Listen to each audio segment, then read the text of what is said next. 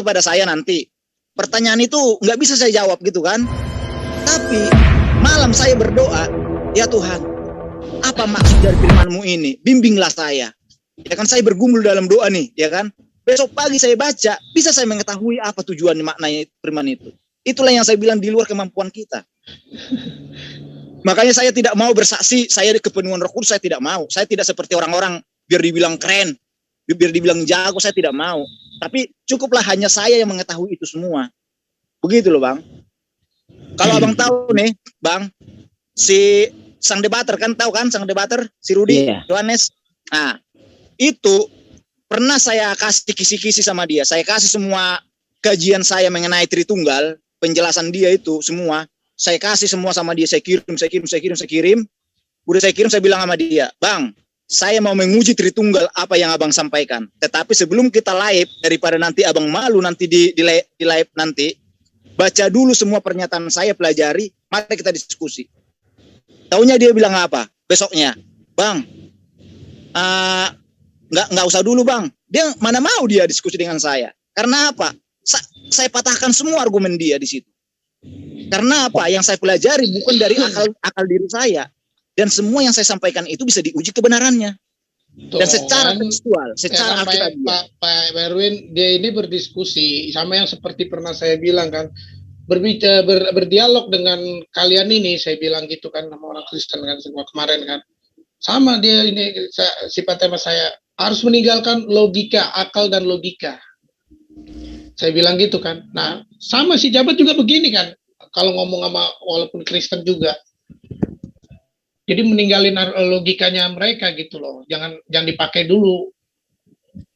Jadi menurut Bang Jabat ini ya, berarti Bang Jabat ini tidak memegang satu denom, apapun itu denomnya yang ada di hadapan Bang Jabat ini, kalau tidak sesuai dengan kitab atau pasal yang ada, dikritik gitu ya Bang Jabat ya? Iya, udah pasti. Saya luruskan betul. Bahkan Bang, mudah-mudahan aja Bang ada waktu saya. Bang, mudah-mudahan aja ada waktu saya. Sebenarnya saya itu mau pergi ke LI, mau diskusi dengan sama penerjemah semua di sana. Bagaimana kalau dengan Romualdo menurut Pak Jabat? Tunggu Pak ini. Oh iya ada Bang Juma. Bro, sapa dulu nih Bang Juma nih, kayak udah bela-bela nyangkut lagi nih. Udah gue panggil tuh, Gurunda gue tuh. Assalamualaikum warahmatullahi wabarakatuh, Gurunda. Bang. Apa lagi, Bang? Waalaikumsalam warahmatullahi wabarakatuh. Ini dari brother kita Bang, semalam dia nyimak channel Abang. Ya kan, dia kan selalu aktif nyimak Abang terus lah gitu. Bagusnya saya salutnya sama si Jabat ini, dia nggak pernah lewatin sedikit channel Abang pas kalau lagi siaran gitu, maupun di mana walaupun dia nggak sempat masuk, dia pasti nonton. Nah ini dia mau ngebahas semalam perkataan Abang, katanya yang Lintar bilang apa, kita bikin malu semalam. Jadi kata ini kan Abang kan bilang semalam berbicara Allah tidak pernah bisa berbicara dengan manusia. Tapi kenapa Musa bisa, kata dia gitu loh Bang. Jadi di surat Toha itu ada katanya. Tolong diinin Bang, dijelaskan Bang si Jabatnya. Silakan Bang. Baik. Jadi pertama Bang Erwin, enggak apa-apa Bang Erwin, saya salib kiri. Monggo Bang semua, silakan monggo. Alhamdulillah, Masya Allah. Semangat pagi Bang Jabat, apa kabar Bang? Baik Bang, baik, sehat. Alhamdulillah. Jadi terkait dengan apa yang disampaikan oleh Saudara Zion mengenai apa yang saya uraikan semalam itu, si Haleluya itu bertanya kepada saya, tunjukkan di mana Allah berfirman langsung kepada Nabi Muhammad sallallahu alaihi wasallam. Saya katakan kepada beliau bahwa Allah Subhanahu wa taala itu tidak pernah berfirman langsung dalam arti kata wujud, nuzul ke atas muka bumi, berkata kepada Rasulullah Muhammad sallallahu alaihi wasallam. Itu yang saya uraikan semalam kepada saudara Haleluya. Tapi kemudian Allah Subhanahu wa taala itu memperjalankan Rasulullah Muhammad sallallahu alaihi wasallam ya, untuk kemudian menerima perintah salat. Itu makanya kami umat Islam di dalam ibadah itu selalu mengulang kembali dialog Allah dengan Rasulullah Muhammad sallallahu alaihi wasallam ketika antara hamba dan pencipta ini bertemu di dalam doa tahiyat, bacaan tahiyat kami. Itu yang saya katakan, dan itu tertuang di dalam hadits qudsi. Nah, makanya ketika sahabat Haleluya itu bertanya, saya katakan bahwa kalau Allah nuzul ke bumi berkata kepada Rasulullah, itu enggak ada. Artinya Allah dalam arti kata wujud. Ya. Tetapi di dalam Islam, Allah Subhanahu wa taala mengangkat Rasulullah Muhammad sallallahu alaihi wasallam untuk memberikan perintah salat. Makanya di dalam salat itu ada dialog. At-tahiyatul mubarakatus salawatut thayyibatu lillah. Lalu kemudian Allah Subhanahu wa taala menyapa Rasulullah, Assalamu alayka ayyuhan nabiyyu wa rahmatullah wa barakatuh. Lalu kemudian Rasulullah Muhammad sallallahu alaihi wasallam menjawab juga daripada salam Allah, Assalamu alayna wa ala ibadillahi salihin. Lalu kemudian pada dialog ini semua makhluk yang menyaksikan antara Rasulullah Muhammad sallallahu alaihi wasallam itu diangkat sampai kepada sisi Allah, itu menyatakan dengan valid, asyhadu an la ilaha illallah wa asyhadu anna Muhammadar Rasulullah. Makanya kami umat Islam itu selalu bersaksi tentang kejadian itu. Asyhadu an la ilaha illallah wa asyhadu anna Muhammadar Rasulullah. Nah, terkait dengan Nabi Musa alaihi salam yang kemudian pernah berjumpa, itu Haleluya tidak bertanya tentang Nabi Musa. Sekiranya beliau bertanya tentang Nabi Musa, maka saya pun akan menjawab, Allah berkata langsung kepada Musa, Innani anallah la ilaha illa ana. Nah, di dalam Al-Quran, khususnya dalam surah Al-Baqarah, ayat 253, Allah menerangkan begini, A'udzubillahi minasyaitonirrajim, Bismillahirrahmanirrahim. Tilkar rusulu faddalna ba'dahum ala ba'dim minhum, man kallamallahu wa rafa'a ba'dahum daraja. Wa atayna Isa bin Maryam bayyina wa yadna wa ayyadna biruhil qudus. Walau sya'allahu maqtatala alladhina min ba'dihim min ba'di ma ja'atuhumul bayyina walakin ikhtalafu faminhum man amana wa minhum man kafar. Walau sya'allahu maqtatalu walakinnallaha yaf'alu ma yurid.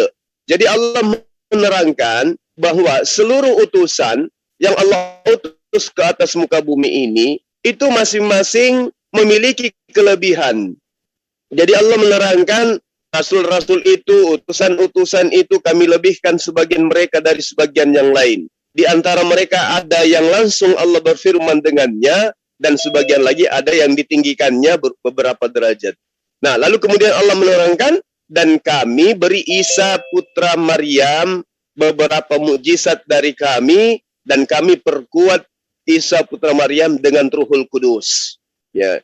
Jadi terkait dengan apa yang kemudian saudara Jabat ini permasalahkan tentang Nabi Musa, Allah menyatakan langsung kepada Nabi Musa melalui penglihatan Nabi Musa. Tetapi bukan wujudnya Allah langsung yang dia lihat, tetapi pernyataan langsung, interaksi langsung itu antara Allah dengan Nabi Musa. Makanya Allah mengatakan, Inni ana rabbuka fakhla'na alaika innaka bil walidil muqaddasi tuwa. Sungguh aku ini adalah Tuhanmu, maka lepaskan kedua terompahmu, karena sesungguhnya engkau berada di lembah yang suci. Lalu Allah mengatakan, wa nakhtartuka fastami' lima yuha, dan aku telah memilih engkau, maka dengarkanlah apa yang akan diwahyukan kepadamu. Lalu Allah menerangkan, Innani anallah la ilaha illa ana fa'budni wa aqimis sholata li zikri. Sesungguhnya aku ini adalah Allah, tidak ada Tuhan selain aku, maka sembahlah aku dan laksanakanlah salat untuk mengingatku. Jadi apa yang kemudian sahabat jagat ini mau permasalahkan itu terjawab oleh Al-Quran surah 253 bahwa rasul-rasul dilebihkan sebagian mereka dan yang lain diangkat derajatnya, dan di antara mereka ada yang Allah langsung berfirman kepada mereka. Demikian sementara. Makasih. Terima kasih Bang. Jadi apa yang Abang sampaikan itu saya memahami Bang. Tetapi kenapa saya mau diskusi dengan Abang? Karena semalam itu kan saya mendengar pernyataan Abang. Memang benar yang ditanyakan si Haleluya itu merujuk kepada Nabi Muhammad. Tetapi di dalam pernyataan Abang itu, Abang mencakup keseluruhan. Artinya apa? Abang mengatakan apa di situ? Bahwa Allah Subhanahu wa Ta'ala tidak pernah berbicara langsung kepada manusia sekalipun. Ya kan? Itu sangat jelas Abang katakan di situ. Kalau Abang mau buka lagi semalam videonya Abang itu, bisa Abang dengar lagi pernyataan Abang itu. Itulah yang membuat langsung kuping saya itu bergetar. Lah, kok bisa seperti ini Bang Juma berbicara bahwa Allah tidak pernah berbicara langsung kepada manusia, padahal sama Nabi Musa sangat jelas dia pernah berbicara, kan gitu kan? Karena Bang Juma mengatakan seperti ini, emang kau pikir Allahmu itu sama dengan Allah yang kami sembah? Emang seperti Allahmu itu ada suara dari langit waktu Yesus dibaptis? Inilah anakku, kepadanya aku berkenan. Tidak pernah Allah berbicara seperti itu kepada manusia langsung. Abang berkata seperti itu, itulah yang membuat saya langsung tersetak Bang. Makanya saya mau menanyakan itu. Kenapa Abang bisa berkata seperti itu?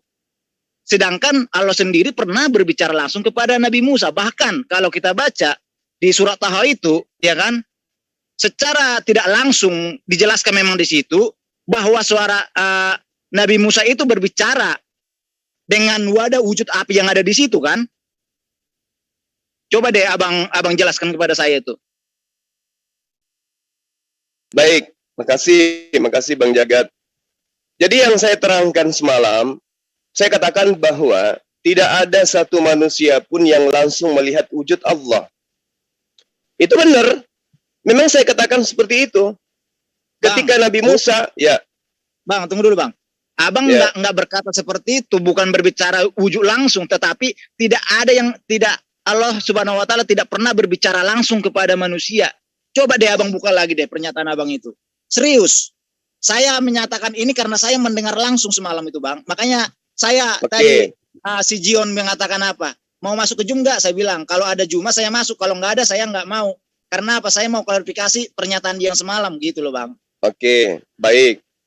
Jadi saya luruskan bahwa yang saya maksud semalam itu adalah Allah nuzul ke muka bumi berbicara langsung. Bahkan semalam itu saya mengutarakan bilangan 12 pasal 6. Jika ada di antaramu seorang nabi, maka aku Allah akan menyatakan diriku kepada nabi tersebut dan berbicara kepada nabi tersebut melalui mimpi. Yang terjadi kepada Musa, Allah menyatakan diri kepada Musa, tetapi bukan dalam wujud yang aslinya. Dia berbicara, dia menyatakan diri. Di dalam Al-Quran diterangkan begini, dalam surah Al-A'raf ayat 143, "Walamma ja'a Musa limiqatina wa kallamahu rabbuhu." Apa yang dikatakan? Dan ketika Musa datang untuk bermunajat pada waktu yang telah kami tentukan, dan Tuhan telah berfirman langsung kepadanya. Lalu Musa berkata, "Ya Tuhanku, qala lan tarani, walakin inzur ilal jabal. Fa in istaqarra makanahu fasawfa tarani." Apa kata Musa? "Ya Tuhanku, tampakkanlah dirimu kepadaku agar aku dapat melihat engkau." Allah menjawab. Allah berfirman kemudian, "Engkau tidak akan sanggup melihatku." Terjawab kan? Berarti yang datang kepada Nabi Musa hanya pernyataan Allah, bukan dalam wujud aslinya. Namun lihatlah gunung itu, kata Allah. Jika ia tetap di tempatnya sebagai sedia kala, niscaya engkau dapat melihatku. Maka ketika Tuhan menampakkan keagungannya tuh, yang dinampakkan cuma keagungannya, bukan menampakkan wujudnya. Kepada gunung itu apa yang terjadi? Hancur luluh dan Nabi Musa pun pingsan. Setelah Musa sadar, ia berkata, Subhanaka tubatu ilaika wa ana awwalul mu'minin. Maha suci engkau ya Allah. Aku bertobat kepada engkau dan aku adalah orang yang pertama-tama beriman. Jadi yang saya uraikan ini, tidak ada satu manusia pun yang Allah datang dalam wujudnya berkata langsung. Makanya saya selalu menisbahkan kepada Yesus. Allah kami tidak pernah nuzul menjadi manusia, dilahirkan manusia, dibunuh manusia. Yang terjadi terhadap Nabi Musa, itu penglihatan Nabi Musa. Dan beliau tidak melihat wujud Allah. Tapi pernyataan Allah kepada Nabi Musa, betul. Lan tarani walakin inzur ilal jabal fa in istaqarra makana fa sawfa tarani falamma tajalla rabbuhu lil jabal ja'alahu dakkan wa harra Musa sa'iqa. Jadi jelas. Lalu kemudian Allah menerangkan falamma afaqa qala subhanaka tubtu ilaika wa ana awwalul mu'minin. Beliau Musa bertaubat atas permintaannya untuk melihat Allah. Artinya Nabi Musa tidak pernah melihat wujud Allah. Tapi Allah kemudian berkata, menyatakan diri melalui penglihatan Musa. Betul. Makanya saya ambil bilangan 12 ayat nomor 6 itu. Untuk menjadikan dasar pijakan menerangkan Al-Quran. Karena tidak dipahami oleh haleluya, saya ambil kitab yang dianggap sebagai kitabnya. Jadi begini Bang. Nah makanya, Bang. Ya silakan. Jadi begini Bang. Jadi memang benar itu Bang. Allah itu tidak pernah satu orang pun manusia yang bisa melihat Allah secara langsung. Maka saya selalu jelaskan sama pihak Muslim, Allah menampakkan diri dalam rupa manusia, bukan Allah itu berubah menjadi manusia. Tidak pernah dia berubah. Dia tidak pernah berubah wujud. Yang dijadikan wujudnya itu adalah firman-Nya dan dia diam di dalamnya. Itulah rohnya dia. Makanya saya selalu merujuk apa? Di dalam nubuatan kedatangan Yesus itu, yang di Yesaya 9 ayat 6. Anak yang lahir itu akan disebut sebagai apa? Allah yang perkasa, Bapa yang kekal. Artinya apa? Bapa ataupun Allah itu ada di dalam dirinya Yesus, itu rohnya dia, yang tidak pernah dilihat oleh mata manusia. Itulah Yesus berkata di dalam Yohanes itu, barang siapa telah melihat aku, ia telah melihat Bapa. Memang secara langsung tidak melihat Bapa itu, tetapi sebagai gambaran bahwa Allah itu benar-benar ada, yaitu kedatangan dia gitu loh Bang. Tetapi kita jangan lari ke sana dulu Bang. Saya mau merujuk ke surat Toha yang tadi dulu, Toha yang tadi. Karena di situ kan pada saat Nabi Musa melihat api di situ kan, itu awalnya kan, baru dia Allah berbicara kepada dia. Yang menjadi pertanyaan saya, apakah Allah itu dalam surat Toha itu berbicara melalui wujud api? Bagaimana menurut Abang? Oke. Jadi dalam surat Toha, ketika kemudian ada suara didengarkan oleh Nabi Musa, falamma ataha nudiya ya Musa. Maka ketika dia mendatangi tempat api itu, kemudian dia dipanggil, wahai Musa, inni ana rabbuka fakhla'na 'alaika innaka bil walidil muqaddasi tuwa. Sungguh aku adalah Tuhanmu, maka lepaskan kedua terompahmu, karena sesungguhnya engkau berada di lembah yang suci. Lalu kemudian Allah mengatakan, wa anakhtartuka fastami' lima yuha, dan aku telah melihat engkau, maka dengarkanlah apa yang akan diwahyukan kepadamu. Nah, lalu Allah mengatakan, innani ana Allah la ilaha illa ana fa'budni wa aqimis sholata li zikri. Sesungguhnya aku ini adalah Allah. Nah, jadi dia mendengarkan suara setelah dia melihat api. Tetapi melihat api bukan berarti melihat Allah. Karena Musa meminta, seperti yang saya terangkan tadi, ya Allah, nampakkanlah dirimu kepadaku. Padahal api sudah nampak di hadapan Musa. Tetapi Musa alaihissalam masih meminta kepada Allah untuk memperlihatkan wujudnya. Bukti bahwa Nabi Musa alaihissalam tidak meyakini kalau api yang ada di hadapan beliau itu itu adalah Allah. Nah, kalau kemudian sahabat saya mengatakan, itulah kami mengimani firman telah menjadi manusia dan seterusnya. Yang salah kemudian adalah ketika mengatakan Yesus itu adalah perwujudan daripada Allah. Tapi kalau sama seperti api, Allah menyatakan diri kepada Musa melalui perantaraan api, betul. Allah menyatakan diri melalui perantaraan Yesus, betul. Karena mereka ini semua adalah utusan. Bukan Allah yang nuzul menjadi manusia. Bukan Allah. Nah, sama ketika kemudian dikatakan, tapi kan ada suara dari balik api. Ada suara dari balik pohon. Nah, sekarang begini. Kalau saya dari pasar, apakah saya adalah pasar? Kalau ada suara Allah dari balik pohon, kalau ada suara Allah dari api, apakah kemudian api itu adalah Allah? Kalau saya dari pasar, apakah saya itu adalah pasar? Tidak begitu. Makanya kemudian Allah memerintahkan, lemparkan ia wahai Musa, lemparkan tongkat yang ada di tanganmu wahai Musa, qala alqiha ya Musa. Lalu kemudian Musa bercakap-cakap benar dengan Allah.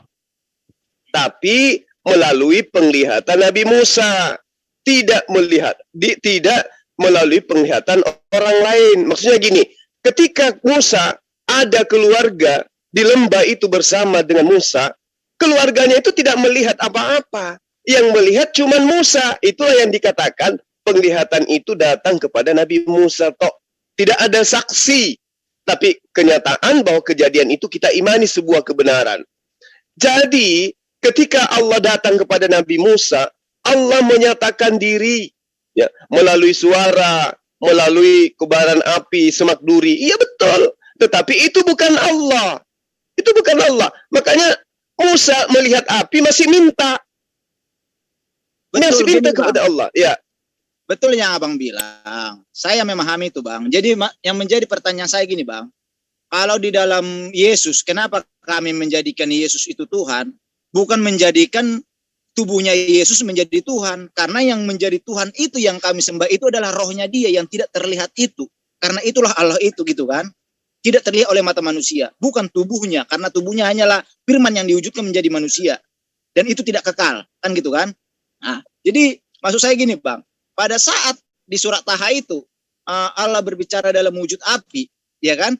Artinya gini. Apakah Allah itu juga ada di situ. Atau enggak. Apakah api itu sebagai malaikat. Atau perantara apa gitu loh. Itu yang menjadi pertanyaan saya. Karena yang berbicara kepada Musa itu adalah api sendiri yang mengatakan, sungguh aku ini adalah Tuhanmu di ayat 12. Baru di ayat 14 dikatakan apa? Sungguh aku ini Allah. Artinya apa? Wujud api itu yang menyatakan seperti itu. Artinya apa? Apakah memang karena Allah itu tidak terlihat? Apa mungkinkah Allah itu ada di situ? Gitu loh. Kalau di dalam Yesus jelas. Kenapa kami menyatakan dia sebagai Tuhan? Karena memang Allah itu sebagai rohnya dia di situ. Ada Allah itu di situ, walaupun tidak terlihat oleh mata manusia. Dan yang disembah menjadi Tuhan itu adalah rohnya, bukan tubuhnya Yesus. Begitu Bang. Ya, jadi begini, ketika sahabat saya mengatakan, ketika ada suara dari api, apakah kemudian api itu adalah Allah? Tidak. Saya katakan, api itu bukan Allah. Allah menyatakan diri melalui penglihatan Nabi Musa, berupa api sebagai tanda. Nah, kenapa saya mengatakan begitu? Pijakan saya jelas. Al-Quran surah An-Nisa. Walillahi ma fis samawati wa ma fil ard. Wa kana Allahu bikulli syai'in muhita. Dan milik Allah lah apa yang ada di langit dan apa yang ada di bumi. Dan pengetahuan Allah meliputi segala sesuatu. Jadi itu adalah pengetahuan Allah. Kemampuan Allah dalam keilmuannya menyatakan diri melalui apa yang dilihat oleh Musa. Kemudian Al-Quran menerangkan laisa kamitslihi syai'un. Tidak ada yang menyerupai Allah. Jadi kalau kebaran api mau dikatakan Allah, bukan. Makanya saya katakan tadi, ketika saya dari pasar, saya bukan pasar. Ketika saya mengatakan saya dari balik pohon, saya bukan pohon. Kalau saya mengatakan ada suara saya dari balik pohon, saya bukan pohon. Ada suara saya dari kobaran api, saya bukan api. Itulah Allah. Bagaimana kemudian begini, Bang? Bang, maksud saya gini Bang. Ya. Pada saat pada saat Allah itu berbicara, kan Nabi Musa berbicara kan melalui wujud api itu kan, dari api, suara itu berasal dari api itu kan? Ya. Maksud saya gini loh, pada saat abang berbicara dari balik pohon, berarti abang kan ada di situ, berarti bukan berarti abang itu pohon, bukan, kan gitu kan? Tetapi abang itu pasti ada di situ kan, makanya abang bisa bersuara dari situ kan? Itu maksud saya. Oke, nah sekarang jadi, yang menjadi pertanyaan saya, pada saat Allah berbicara kepada Nabi Musa melalui wujud api, ya kan? Karena suara itu berasal dari api tersebut. Apakah Allah itu juga ada di situ? Itu pertanyaan saya, Bang. Ya, oke, baik. Jadi gini, saya mengurai dari ayat Al-Quran. Di dalam surat Taha itu diterangkan begini, di ayat 10. Isra'a nara faqala li ahlihi kuthu inni anastu nara. Jadi dia melihat api, lalu dia katakan kepada keluarganya, tinggallah kamu di sini, sesungguhnya aku melihat api. Jadi yang dia lihat api, dia tidak melihat Allah. Ya, laisa kamitslihi syai'un. Itu yang pertama. Lalu Musa mengatakan, mudah-mudahan aku dapat membawa sedikit nyala api kepadamu, atau aku akan mendapat petunjuk di tempat api itu. Nah, setelah dia mendatangi api, lalu kemudian dia mendengarkan suara. Falamma ataha nudiya ya Musa. Maka ketika Musa mendatangi api itu, ke tempat adanya api itu, lalu Musa mendengarkan suara. Ya Musa. Tidak diterangkan bahwa suara itu bersumber dari api. Hanya diterangkan ketika dia mendatangi tempat yang ada api itu, Musa kemudian mendengarkan suara. Dia dipanggil, wahai Musa. Falamma ataha nudiya ya Musa. Lalu dikatakan, ini ana rabbuka fakhla'na alaika. Innaka bil walidil muqaddasi tuwa. Sesungguhnya, sungguh aku ini adalah Tuhanmu, maka lepaskan kedua terompahmu, karena sesungguhnya engkau berada di lembah yang suci, tua. Nah, bukan berarti Musa lalu mengatakan, api ini adalah Tuhanku, tidak. Karena dia hanya mendengarkan suara, dia mendengarkan seruan. Betul yang abang bilang. Saya percaya itu, Bang. Tapi yang menjadi pertanyaan saya gini loh. Pada saat suara itu keluar dari api tersebut, tidak ada dikatakan suara keluar dari api, nggak ada. Bilanglah dari sekitar api tersebut lah, bilanglah contohnya, betul. Ya kan? Tapi kalau dari penafsiran dari ulama-ulama tafsir dikatakan dari sekitar situ kan, sekitar kawasan api itu kan, gitu kan? Jadi maksud saya gini, bukan berarti saya mengatakan Allah itu adalah api, bukan. Saya tidak pernah mengatakan Allah itu api, karena memang Allah itu tidak berwujud, ya kan? Dia tidak pernah sama dengan makhluknya, benar, saya akui itu. Yang menjadi pertanyaan saya, pada saat suara itu datang dari situ, dari sekitar api tersebut, ya kan? Apakah Allah itu ada di situ? Itu yang menjadi pertanyaan saya. Karena gini, kalau memang Allah itu berbicara dari langit, pasti suara akan terdengar dari langit, kan gitu kan? Bukan dari kawasan api tersebut. Begitu loh, Bang. Jadi pertanyaan saya itu, apakah pada saat Allah itu berbicara kepada Nabi Musa melalui wadah yang ada di situ, wujud api yang ada di situ, Allah itu juga ada di situ gitu loh. Memang Allah itu tidak terlihat, maka kita tidak bisa membuktikan bahwa itu Allah itu ada apa enggaknya di situ gitu kan. Yang menjadi pertanyaan saya sama Abang, apakah Allah itu ada di situ gitu loh. Ya, baik. Karena tidak mungkin sesuatu wujud bisa mengeluarkan suara kalau objeknya tidak ada di situ gitu loh, Bang. Iya. Itu Anda sedang mensifati Allah dengan sifat makhluk. Jadi gini, saya tadi di awal menjelaskan begini, walillahi ma fis samawati wa ma fil ardh wa kana Allahu bikulli syai'in muhita. Dan milik Allah lah yang ada di langit dan apa yang ada di bumi, dan pengetahuan Allah meliputi segala sesuatu. Jadi ketika Abang mengatakan apakah Allah ada di situ? Saya sudah katakan, ya. Wa kana Allahu bikulli syai'in muhita. Allah meliputi segala sesuatu. Artinya kekuasaan Allah itu dibawa, kekuasaan yang terjadi di atas muka bumi itu dibawa daripada pengetahuan Allah. Segala sesuatunya itu terjadi atas pengetahuan Allah. Jadi kalau sahabat saya mengatakan apakah ada Allah di situ? Sekali lagi saya katakan Allah tidak bisa disifati dengan sifat makhluk. Kalau makhluk ada suaranya, ada dia di situ. Kalau Allah tidak begitu. Allah hanya menyatakan diri kepada Musa melalui perantaraan wahyu. Wahyunya apa? Itu yang dia datang. Wahai Musa, ini sesungguhnya aku ini adalah Tuhanmu. Maka lepaskan kedua terompahmu, karena sesungguhnya engkau berada di lembah yang suci. Lalu apakah Nabi Musa mengimani bahwa api ini adalah Tuhanku? Tidak, makanya tadi saya membantu abang untuk memahami. Walamma ja'a Musa limiqatina wa kallamahu rabbuhu. Nabi Musa minta kepada Allah. Padahal sudah ada api loh. Ya Allah, nampakkan dirimu dong. Allah mengatakan, kamu tidak akan mungkin mampu melihat aku. Tapi coba kau tengok gunung itu. Ya, kalau gunung itu mampu kemudian menatap keagunganku, maka saksikan saja. Apa yang terjadi? Gunung itu meleleh, hancur, Musa pingsan. Lalu kemudian Musa bertobat. Artinya bahwa tidak boleh ada pemahaman di dalam diri umat Islam, Muslim maksud saya, yang mengimani Tuhan ada di situ dan berupa api. Tidak. Betul, Bang. Makanya, jadi gini, Bang, yang abang katakan itu tadi, abang jelaskan itu kan di surah yang lain itu kan, yang menyatakan lihatlah ke Al-Araf ayat 143. Kalau tidak salah itu pertama Allah mungkin berkomunikasi dengan Nabi Musa ya di situ ya. Makanya Musa meminta menampakkan dirinya, ya kan? Tetapi ke surat Taha ini kan artinya gini loh, supaya Allah menampakkan diri gitu. Jadi gini, menampakkan diri itu bukan berarti api itu adalah Allah. Kan saya mengatakan api itu bukan Allah kan, ya. Kan? Ya, saya betul. mengatakan itu bukan Allah, tetapi yang menjadi pertanyaan saya, pada saat ada suara keluar dari situ, ya kan? Apakah Allah ada di situ? Karena gini loh, Bang, posisinya. Sesuatu benda, Bang, bilanglah contohnya secara nalar akal logika kita manusia, pada saat sesuatu benda mengatakan aku adalah Allah, ya kan? Berarti secara tidak langsung berarti benda tersebut mengaku dirinya adalah Allah sendiri.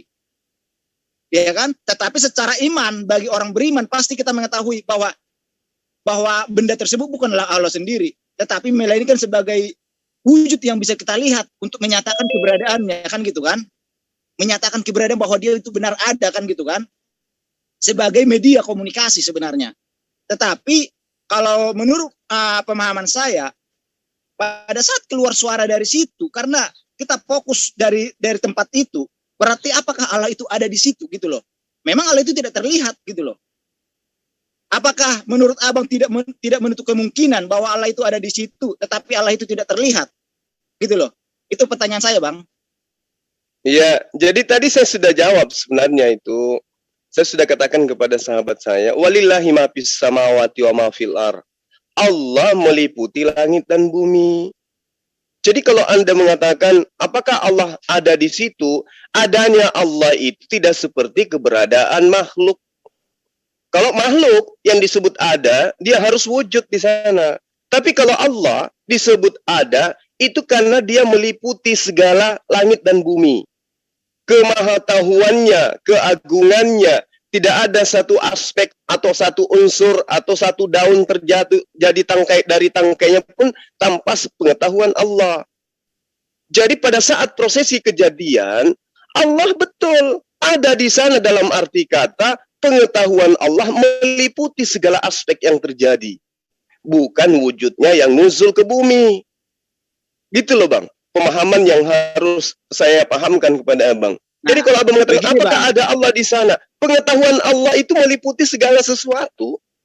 Betul ya, Bang. Jadi gini, Bang. Jadi kalau menurut saya, Bang, menurut saya lah contohnya ya, Allah itu berbicara dalam wujud api. Artinya apa? Api itu kan bukan buatan manusia kan? Itulah sebabnya saudara-saudara Musa juga tidak bisa melihat kan pada saat itu kan? Artinya apa? Itu firman Allah itu sebenarnya api itu yang diwujudkan menjadi api kan di situ sebagai wadah komunikasi dia kan. Tetapi kalau secara logika saya berpikir, Bang, Allah itu memang ada di situ, tetapi memang dia tidak terlihat. Supaya dia bisa dilihat oleh Nabi Musa, dia menggunakan wujud yang bisa dilihat oleh Nabi Musa. Bukan berarti api itu adalah Allah sendiri, begitu, Bang. Bagaimana menurut Abang?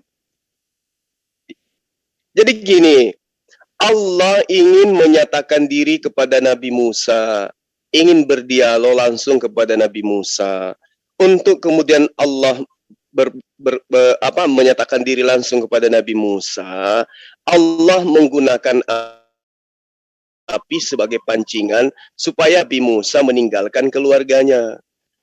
Itu diterangkan di ayat 10. Ketika Nabi Musa melihat api tersebut, maka dia pamit kepada keluarganya. Dia menyingkir atau dia menjauh dari keluarganya, menuju kepada api itu. Bukan kepada Allah, menuju kepada api. Iya, betul. Nah, setelah sampai kepada objek api, dia kemudian mendengarkan seruan Allah. Wahai Musa, ya Musa. Bukan berarti suara itu dari api, bukan berarti api itu yang berbicara, tetapi dia mendengarkan suara. Inilah yang disebut wahyu. Jadi Allah mewahyukan sendiri keinginannya kepada Nabi Musa alaihissalam. Jangankan Nabi Musa, orang-orang beriman, orang-orang yang taat itu senantiasa merasa berdialog dengan Allah. Nah, apakah Allah nusul ke rumahnya mereka? Apakah Allah nusul ke tempat ibadah mereka? Tidak. Beginilah yang dinyatakan oleh Nabi Musa, bahwa dia merasakan, mendengarkan suara dari Allah yang menyeru kepada dia, karena dia memang adalah utusan. Makanya dia mengajarkan bahwa Allah itu Tuhanku. Dialah Tuhanku yang telah mengutus Nabi sebelumku. Dialah yang telah memberikanku kitab Torah. Dialah Allah itu. Nah, ketika kita ingin mencari benang merah, apakah benar yang datang kepada Nabi Musa itu sosok? Diartikan sebagai perwujudan makhluk. Karena kalau wujud di atas muka bumi itu sudah pasti makhluk. Nah, kembali saya kasih data di surah Al-Araf tadi, bahwa Nabi Musa minta kepada Allah agar Allah memperlihatkan dirinya dan ternyata tidak mampu. Jadi kronologi yang terjadi di lembah tua itu adalah pernyataan Allah kepada Nabi Musa langsung. Tapi bukan wujudnya, tetapi pewahyuan langsung itu tidak melalui perantaraan malaikat, tapi Allah langsung yang berfirman. Tetapi apakah berfirmannya Allah itu sama dengan manusia? Yaitu harus berhadapan, langsung kemudian berkata. Tidak. Kenapa? Karena Allah tidak mensifati sifat makhluk. Lalu apakah Allah bisa berbicara dari tempatnya? Lah bisa. Masa nggak bisa?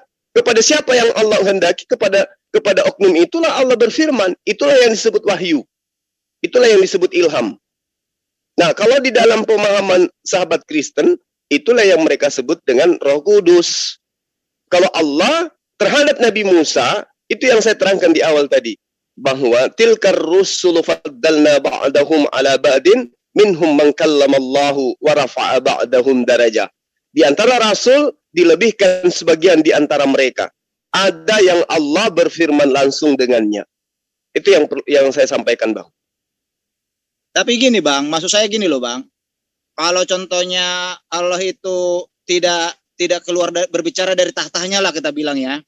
Berarti kan suara itu kan akan keluar dari langit, walaupun dia merujuk kepada wujud api tersebut kan. Tetapi yang menjadi pertanyaan saya, suara itu kan berasal dari sekitar api tersebut, dari arah api itu. Artinya bukan berasal dari atas gitu loh. Jadi yang menjadi pertanyaan saya, sesuatu bunyi yang keluar pasti ada objek di situ, Bang. Memang Allah itu tidak terlihat. Yang menjadi pertanyaan saya, apakah pada saat dalam wujud api itu memang ada Allah di sekitar situ? Gitu loh. Itu yang menjadi pertanyaan saya. Baik. Bukan berarti saya merujuk kepada api itu adalah Allah, bukan. Tetapi apakah Allah itu ada di sekitar kawasan api tersebut gitu loh. Karena Allah itu tidak terlihat oleh mata manusia gitu loh. Oke, baik.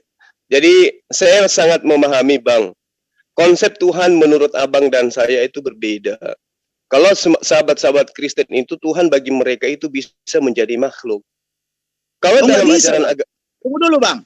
Abang kalau ngomong seperti itu saya ini, Bang, saya sangkal, Bang, karena Allah itu tidak pernah berubah wujud, Bang. Tidak pernah berubah wujud, Bang. Terus kenapa Yesus Anda katakan Tuhan kalau tidak pernah berubah wujud? Nah, ayo, Bang, Yesus Bang. dikatakan Tuhan, ya, Tuhan, yang ya. dijadikan menjadi manusia adalah firman-Nya. Karena Oh. Allah di dalam Kristen adalah roh, maka Allah Iya, itulah yang menjadi rohnya Yesus. Itulah sebabnya Yesus Oke. berkata apa? Barang siapa Oke. melihat aku, ia telah melihat dia, melihat Allah sendiri. Yang Artinya apa? dilihat Yesus apanya? Rohnya atau jasadnya? Yang dilihat Yesus adalah tubuhnya. Artinya apa? Berarti tubuhnya Allah dong. Berarti tubuhnya Bapak dong. Jadi gini, Bang. Ayo, ini saya Begini, saya akan guling Anda di sini. Iya, Silakan. enggak apa-apa, Bang. Gini, Bang. Pada saat kita melihat tubuhnya Yesus, Siapa yang melihat Yesus itu melihat Allah. Yang dilihat pada diri Yesus rohnya atau jasadnya? Ayo. jasadnya. Nah, berarti jasadnya Yesus, berarti Tuhan Anda berbentuk makhluk. Masih mau? Contoh, Bang. Bang, saya bilang sama Abang ya. Contohlah saya bilang sama Abang. Iya. Saya memakai baju Hmm. yang berbentuk robot, ya Iya. kan? Saya tidak terlihat dari luar, Bang, ya kan? Tetapi dari semua ciri-ciri dan cara saya berbicara dan lain sebagainya, pasti abang bisa menyatakan, oh itu si Jabat, di dalam itu si Jabat. Seperti Nah, itu. sekarang, Artinya apa? Pada Oke, saat kalau abang melihat saya, bukannya berarti abang melihat saya secara langsung, tetapi secara iman abang melihat saya. Oke, Gitu loh, Bang. oke, kalau itu yang Anda jadikan dasar menuhankan makhluk bernama Yesus, sekarang begini. Yesus mengeluarkan suara dari rohnya. Apa suara itu? Aku tidak dapat berkata-kata dari diriku sendiri. Apakah betul roh yang ada di dalam diri Yesus itu tidak bisa berbuat apa-apa dari dirinya sendiri? Maknanya itu, Bang, aku tidak bisa berkata-kata. Artinya apa? Tanpa rohnya dia, tubuhnya dia tidak bisa berkata-kata, Bang. Sahabatku, jasadnya Yesus tidak akan mungkin berkata tanpa roh. Yang berkata Bang. itu adalah rohnya. Itulah dia. Yang berkata itu adalah rohnya Yesus, bukan jasadnya yang berkata. Betul. Sekarang begini, Bang. Coba Anda gerakkan mulut Anda tanpa suara, tanpa ada dorongan daripada apa yang ada di dalam diri kita. Bisa nggak bersuara? Nggak bisa. Begini, Bang. Apa yang abang katakan itu betul. Ya kan, bahwa yang berkata jadi itu kalau rohnya dia, tetapi perkataan itu merujuk kepada kedagingannya dia. Karena apa? Yesus iya, betul. Kalau dibilang makanya Tuhan Yesus artinya apa? Allah dan Firman. Begitu, Bang. Makanya saya katakan, mau lari kemanapun, Anda tetap penyembah makhluk. Mau Anda mengatakan apapun itu. Oh, nggak bisa. Yesus itu makhluk. Karena orang Kristen tidak pernah menyembah tubuhnya Yesus. Yang disembah adalah Allah, yaitu rohnya yang tidak terlihat, Bang. Oh, susah itu kalau itu yang Anda jadikan dasar. Kenapa? Di dalam Yul 2 nomor 28, kemudian Kisah Para Rasul 2 nomor 17, Allah mengatakan, aku akan mencurahkan rohku di atas semua manusia. Ayo, berarti semua manusia itu memiliki roh Allah. Silakan Anda sembah. Kalau begitu. Bang, begini, Bang, itulah Roh Kudus nanti yang akan diturunkan itu yang mencurahkan kepada manusia, Bang. Nah, itu dia. Roh Kudus lagi. Padahal Roh Kudus datang pada Yesus itu nanti ketika dia usia 30 tahun. Ketika dia dibaptis. Celaka ini. Ayo. Begini, Bang, ya. Biar saya jelaskan ke abang ini. Tunggu. Sebentar saya intinya Kristen itu menyembah makhluk mau kayak manapun. Tetap dia menyembah makhluk. Tidak ada cerita. Oh, mana kecuali Anda mengatakan Yesus itu bukan manusia. Justru kalau gini, Bang, kalau abang mengatakan orang Kristen menyembah makhluk, iya kan? Sekarang saya pertanyaan saya tanya sama abang nih. Iya, silakan. Orang Muslim menyembah Allah itu yang mana? Allah yang mana? Allah itu Khalik, pencipta. Dia esensi yang tak terlihat. Berarti hanya nama? Bukan hanya nama, sama seperti akal. Akal pernah kita lihat. Betul, akal karena ada rohnya. Itu kita akui. Nah, kalau dikatakan bahwa Allah itu harus ada, dengan catatan dia harus wujud, ini pemahaman apa namanya? Saya tidak pemahaman wujud. Karena Anda minta, dengar. Anda minta saya menunjukkan Allah apanya? Apanya yang Anda minta? Bang. Allah itu. Maksud saya gini, kalau di apanya yang Allah Anda minta? Di Kristus sangat jelas. Allah itu adalah roh, ya kan? Artinya apa? Dia sekarang kalau Allah itu adalah roh, seperti apa wujud roh? Bisa Anda tunjukkan? tidak terlihat oleh mata manusia. Nah, kalau tidak tak terlihat, kenapa Anda minta saya menunjukkan Allah? Yang saya tanya sama abang sekarang, Allah yang Anda sembah berwujud apa? Apakah dia memiliki wujud roh atau tidak? Dia tidak memiliki wujud seperti makhluk, tetapi dia ada. Wujud itu bahasa Arab, dan itu salah satu sifatnya. Sifat Allah itu adalah al-wujud. Artinya Allah itu ada. Jadi maksud saya gini, Bang. Ya. Begini loh, Bang. Tadi kan abang bilang, ya. Kalau di dalam Kristen sangat jelas, Allah itu ada wujudnya, ada. Wujudnya apa? Roh. Roh itu terlihat enggak? Tidak terlihat. Jelas. Yang Bagaimana Anda bisa mengatakan wujud kalau dia adalah roh? Ya, wujudnya roh. Oke, kalau begitu coba definisikan roh itu adalah, tolong bantu saya. Ya. Roh itu adalah roh itu kan kalau kita definisikan roh itu adalah makhluk, wujud yang kekal, yang tidak berwujud nyata. Bang, itulah roh. Abang, kalau anak TK yang abang ditemani dialog mungkin itu masuk akal mereka. Saya tanya, roh adalah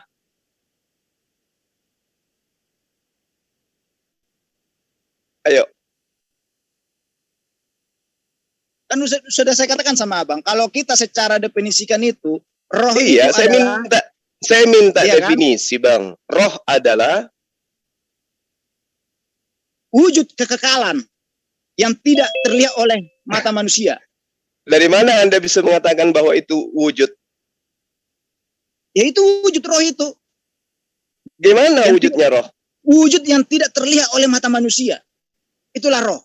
Dan itu roh itu adalah yang kekal di dunia ini. Nah sekarang apa bedanya dengan iblis? Terlihat nggak? Iblis kan roh. Nah itu dia. Malaikat roh. Tetapi makanya Bang, saya tanya sama Abang. Tetapi yang menjadi roh itu adalah Bang, karena Abang merujuk kepada iblis tadi, ya kan? Saya tanya sama Abang dulu sama Abang. Abang menurut Quran, iblis itu berwujud apa? Ya, saya katakan tadi iblis itu berupa gaib. Berwujud apa dia? Saya nggak tahu wujudnya apa karena saya nggak pernah lihat. Tapi dia gaib. Berarti Anda tidak membaca. Dia ada. Berarti Anda tidak membaca kitabnya, Bang. Karena apa dikatakan? Ya, coba. Bahwa iblis itu diciptakan dari apa? Dari api. Malaikat dari cahaya. Nah, berarti itu wujud. Kalau dicipta dari api, betul. Kalau dicipta dari api, betul. Sekarang wujudnya kayak mana? Berarti wujudnya api itu kan? Kalau dicipta dari api, berarti iya, wujudnya api, tapi wujudnya api, tapi bentuknya kayak mana? Apakah seperti bola api atau berbentuk bara api atau apa? Itu saya hanya bisa mengatakan iblis dicipta dari api. Ya, betul. Tapi kenapa iblis tidak terlihat oleh mata manusia kalau dia memiliki wujud? Karena gini loh, Bang. Setiap makhluk yang memiliki wujud akan memiliki wujud pasti terlihat oleh mata manusia. Yang tidak terlihat hanyalah ruh. Nah, sekarang ketika sahabat saya mengatakan Tuhan Anda itu adalah roh. Ya. Anda coba definisikan saya roh itu apa? Roh Anda katakan itu adalah apa tadi? Sesuatu yang kekal. Kenapa Anda tidak mau mengatakan roh itu adalah makhluk? Dia adalah makhluk gaib. Oh enggak. Enggak bisa dikatakan makhluk. Jadi roh itu bukan makhluk. Bukan. Kayak mana ceritanya? Kok dia bisa hidup? Siapa bilang roh itu makhluk? Kalau itu makhluk berarti bisa mati dong roh itu. Roh tidak pernah mati, Bang. Lah, justru karena dia hidup makanya dia disebut makhluk. Ya? Justru karena dia hidup maka dia disebut makhluk. Oh begitu. Berarti yang sekarang saya tanya sama Abang, Allah yang Anda sembah hidup apa mati, Bang? Kalau Anda begitu, Bang. Sekali lagi saya katakan kepada Anda, Tuhan saya nggak boleh disifati dengan sifat makhluk. hidup, tunggu dulu. mati, hidup. Nggak bisa. Karena abang bilang semua yang hidup itu adalah makhluk. Saya tanya dulu sama abang, apakah Allah yang Anda sembah itu hidup atau mati? Ini berbicara mengenai roh.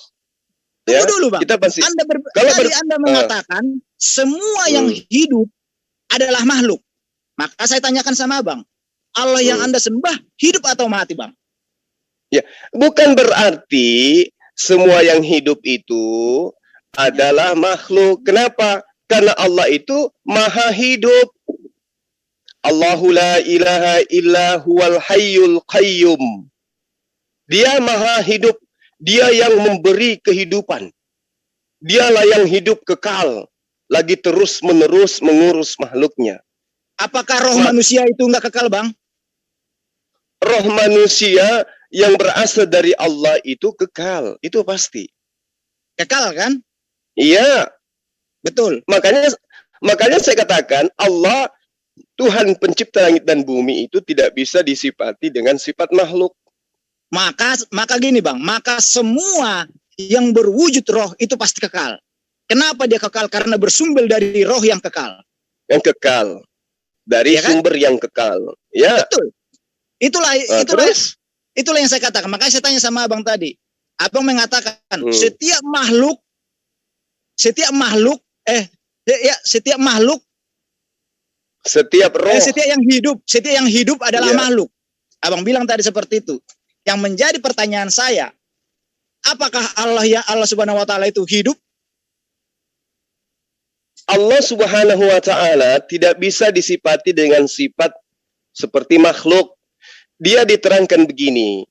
Allahu la ilaha illa huwal hayyul qayyum. Dia maha hidup. Tidak hidup, tapi dia maha hidup. Artinya sumber segala kehidupan itu dari dia. Bagaimana kemudian Allah maha hidup beda dengan hidup dengan maha hidup. Kalau maha hidup bang, kalau maha hidup dia bukan makhluk. Kalau hidup itu makhluk. Maha hidup artinya dia sumber kehidupan, tidak pernah mengalami kematian alias kekal. Kalau makhluk itu tidak kekal dia. Mati. Kalau makhluk mengalami kematian? Makhluk jelas mengalami kematian. Apakah rohnya abang akan itu mengalami pasti. kematian? Roh manusia itu akan mengalami kematian. Kapan itu bang? Pada saat berpisahnya jasad dan roh. Berarti ruhnya abang juga mati? Roh itu bukan arti kata mati dalam arti kata menghilang. Tidak. Yang saya maksudkan mati di sini adalah terpisahnya antara jasad dan roh. Iya, tetapi bahkan di dalam pemahaman umat Islam, jangankan roh, jasad aja tetap hidup. Ketika sudah sampai hari kebangkitan, jasad yang sekarang itu kembali hidup, apalagi roh. Hari kebangkitan, bang. Yang jelas jasad itu pernah mengalami kematian, tetapi roh tidak pernah mengalami kematian, bang. Betul. Kalau dalam arti kata roh itu lupa seperti apa dirinya, itu tidak akan pernah. Tetapi meninggalkan jasad itu pasti, itulah yang disebut kematian. Itulah yang tadi menjadi pertanyaan saya sama abang. Abang mengatakan setiap yang hidup adalah makhluk. Saya tidak mengatakan setiap yang maha hidup. Anda harus bedakan itu. Setiap yang hidup. Saya katakan. Yang sekarang saya tanyakan sama abang. Kata maha itu hanyalah sebagai bahasa, sebagai kalau dibilang tuh bahasa keagungan yang kita berikan keagungan bagi sang pencipta. Tetapi dia hidup. Ya kan? Maka saya selalu katakan apa? Abang tadi mengatakan semua yang hidup adalah makhluk. Maka saya tanya sama abang. Betul. Maka saya tanya sama abang. Kalau yang Anda sembah hidup atau tidak? Dia maha hidup. Ya? Dia bukan maha hidup. Itu gelar, dia bang. bukan hidup. Maha itu gelar maha itu sifat Allah. Anda tidak bisa mendikte Allah. Dengar. Bahasa kebesaran. Iya, betul. Makanya aku bilang dari awal, Anda jangan menyamakan Tuhan saya dengan Tuhan Anda. Jadi sama seperti ini, bang. Profesor dengan saya hanya lulusan STM, bang. Sama, bang. Sama-sama manusia. Tetapi makanya aku bilang, jangan Anda samakan Tuhan saya dengan Tuhan Anda. Tuhan Anda makhluk, Tuhan saya pencipta makhluk. Kepada dia, Maha itu. Yang disematkan kepada Sang Pencipta. Begitu loh. Nah, sekarang jadi, begini. Konteks dasarnya itu adalah hidup, Bang. Nggak bisa. Allah itu maha hidup, berbeda dengan hidup. Hidup itu levelnya manusia. Maha hidup hanya kepunyaan Allah. Wa tawakkal 'alal hayyil ladzina la yamutu wasabbih bihamdih. Dan bertakwalah kepada Allah yang maha hidup, yang tidak mati, dan bertasbihlah dengan memujinya. Jadi yang hidup itu makhluk, yang maha hidup itu pencipta makhluk. Makanya dia kekal. Abang, Yesus tidak maha hidup. Yesus hanya hidup. Ya. Abang, kalau yang saya tahu, Bang, kenapa dikatakan roh manusia itu bukan makhluk, Bang? Kenapa, Bang? Karena roh manusia tidak diciptakan melalui firman-Nya, Bang. Tidak pernah diciptakan melalui firman, tetapi apa yang berasal dari firman itu adalah makhluk, Bang. Kamu salah, roh manusia tidak pernah diciptakan karena roh manusia itu dihembuskan oleh Allah sendiri. Artinya apa? Diberikan rohnya dia sebagian kecil, diberikan kehidupan kepada manusia itu. Maka dikatakan kenapa roh itu selalu kekal? Karena berasal dari kekekalan, roh yang kekal. Bukan dari firman. Artinya apa? Tidak pernah Allah mengatakan, Allah berfirman, terus diberikan roh kepada manusia. Tidak. Ditiupkan, Bang. Berbeda, Bang. Ditiupkan dengan berfirman, Bang. Berbeda, Bang. Pahami itu, Bang. Konteks itu, Bang. Anda keliru di situ. Anda berarti, kalau itu pemahaman Anda, berarti mohon maaf saya harus katakan pemahaman Anda masih terbatas. Oh, enggak. Kenapa Bang mengatakan seperti itu? Ya. Saya tanya sama Abang nih. Ya. Roh manusia itu diciptakan melalui apa? Melalui firman. Roh manusia, segala sesuatu ciptaan itu berasal dari perkataan. Apakah Yesus diciptakan berdasar dari perkataan. Jadi Yesus itu bukan perkataan, Yesus itu makhluk, Yesus itu manusia yang dicipta berdasarkan kehendak Allah. Rohnya Adam diciptakan melalui perkataan? Tunggu dulu, Bang. Apakah rohnya Adam diciptakan melalui perkataan? Allah menciptakan segala sesuatunya berdasarkan dengan kehendak Allah. Jadi Anda harus memahami firman itu apa. Firman itu adalah kehendak, firman itu adalah ide, firman itu adalah gagasan, firman itu adalah perkataan. Apakah roh Adam itu dicipta melalui firman? Jelas. Apa firman itu? Kehendak Allah. Wa iz qala rabbuka lil malaikati inni ja'ilun fil ardi khalifah. Aku hendak menciptakan manusia di atas muka bumi sebagai khalifah. Kehendak itu adalah firman. Jadi Adam dicipta berdasarkan firman Allah. Oh, berarti rohnya Adam itu diciptakan melalui firman? Betul. Nggak ada sesuatu pun tercipta di atas muka bumi ini tanpa firman. Firman itu apa? Kehendak. Berarti bukan ditiupkan. Itu proses penciptaan. Itu proses penciptaan. Ada yang ditiupkan, ada yang dikatakan ditiupkan ruh di dalamnya berdasarkan terhadap mujizat yang terjadi pada orang per orang, seperti kepada Maryam misalnya. Tapi satu hal yang Abang, tahu nggak kenapa harus ditiupkan roh itu? Tidak harus melalui firman. Tidak dikatakan berfirmanlah Allah maka diberikan napas kehidupan. Tidak pernah. Kenapa harus ditiupkan? Karena roh itu tidak terlihat, ya kan? Sama seperti udara ini diberikan napas kehidupan. Itulah artinya bagian kecil dari roh Allah itu sendiri. Begini, kembali kepada yang tadi. Di dalam Zakaria 12 nomor 1 diterangkan begini. Ucapan ilahi firman Tuhan tentang Israel. Demikianlah firman Tuhan yang membentangkan langit dan yang meletakkan dasar bumi dan yang menciptakan roh dalam diri manusia. Tadi Anda mengatakan Yesus itu makhluk, betul? Jasadnya, betul? Berarti kena terhadap apa yang tertuang di dalam Zakaria 12 nomor 1. Roh yang ada pada diri Yesus itu adalah roh ciptaan. Kenapa? Karena Yesus adalah manusia. Tidak pernah dikatakan ditiupkan rohnya Yesus di dalam kitab saya. Zakaria 12 nomor 1.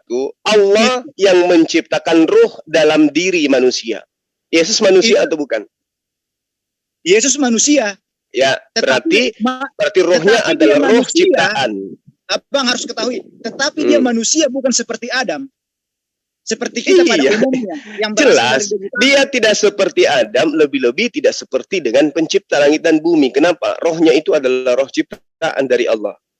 Abang, kalau memang rohnya dia diciptakan, bukan Allah itu sendiri, maka nubuatan, tunggu dulu Bang, maka nubuatan kedatangan Allah ke dunia, tidak ada itu. Di dalam Yesaya 9 ayat 6 itu tidak akan disebut sebagai Allah yang perkasa dan Bapa yang enggak ada itu. Jadi gini, Anda harus tahu ya. Saya rasa Anda ini punya gemar mengolah dan mengasah otak. Jadi gini, kenapa kemudian orang Kristen ini, orang-orang gereja ini gemar mengatakan Immanuel itu adalah Yesus? Kenapa orang Kristen tidak mau mengatakan Yesaya itu adalah Yesus? Yehezkiel itu adalah Yesus, Nehemia itu adalah Yesus, Yeremia itu adalah Yesus, Zakaria itu adalah Yesus, Samuel itu adalah Yesus. Kenapa? Padahal nama-nama ini adalah nama sifat Allah. Kalau berbicara mengenai Immanuel, maka orang Yahudi lah yang akan menertawakan orang Kristen kalau mengatakan Immanuel itu adalah Yesus. Oh tidak. Ayo, Anda akan kemanapun akan ketabrak. Tidak, Bang. Di mana? Apa dasar Anda mengatakan? Kalau saya berbicara sama agama 100% itu saya jamin, Bang. Oke, sekarang begini. Coba kita hidup di dunia yang sudah mendewasakan kita saat sekarang. Saya ingin tahu dari analisa akal Anda. Yesus Anda katakan Tuhan dari aspek mananya? Tolong tunjukkan satu esensi yang ada pada diri Yesus, pekerjaannya kah, ucapannya kah, wujudnya kah yang menyatakan dia terindikasi adalah Tuhan? Silakan. Dari semua, dari perkataannya, dari mujizatnya. Jadi oke, kan?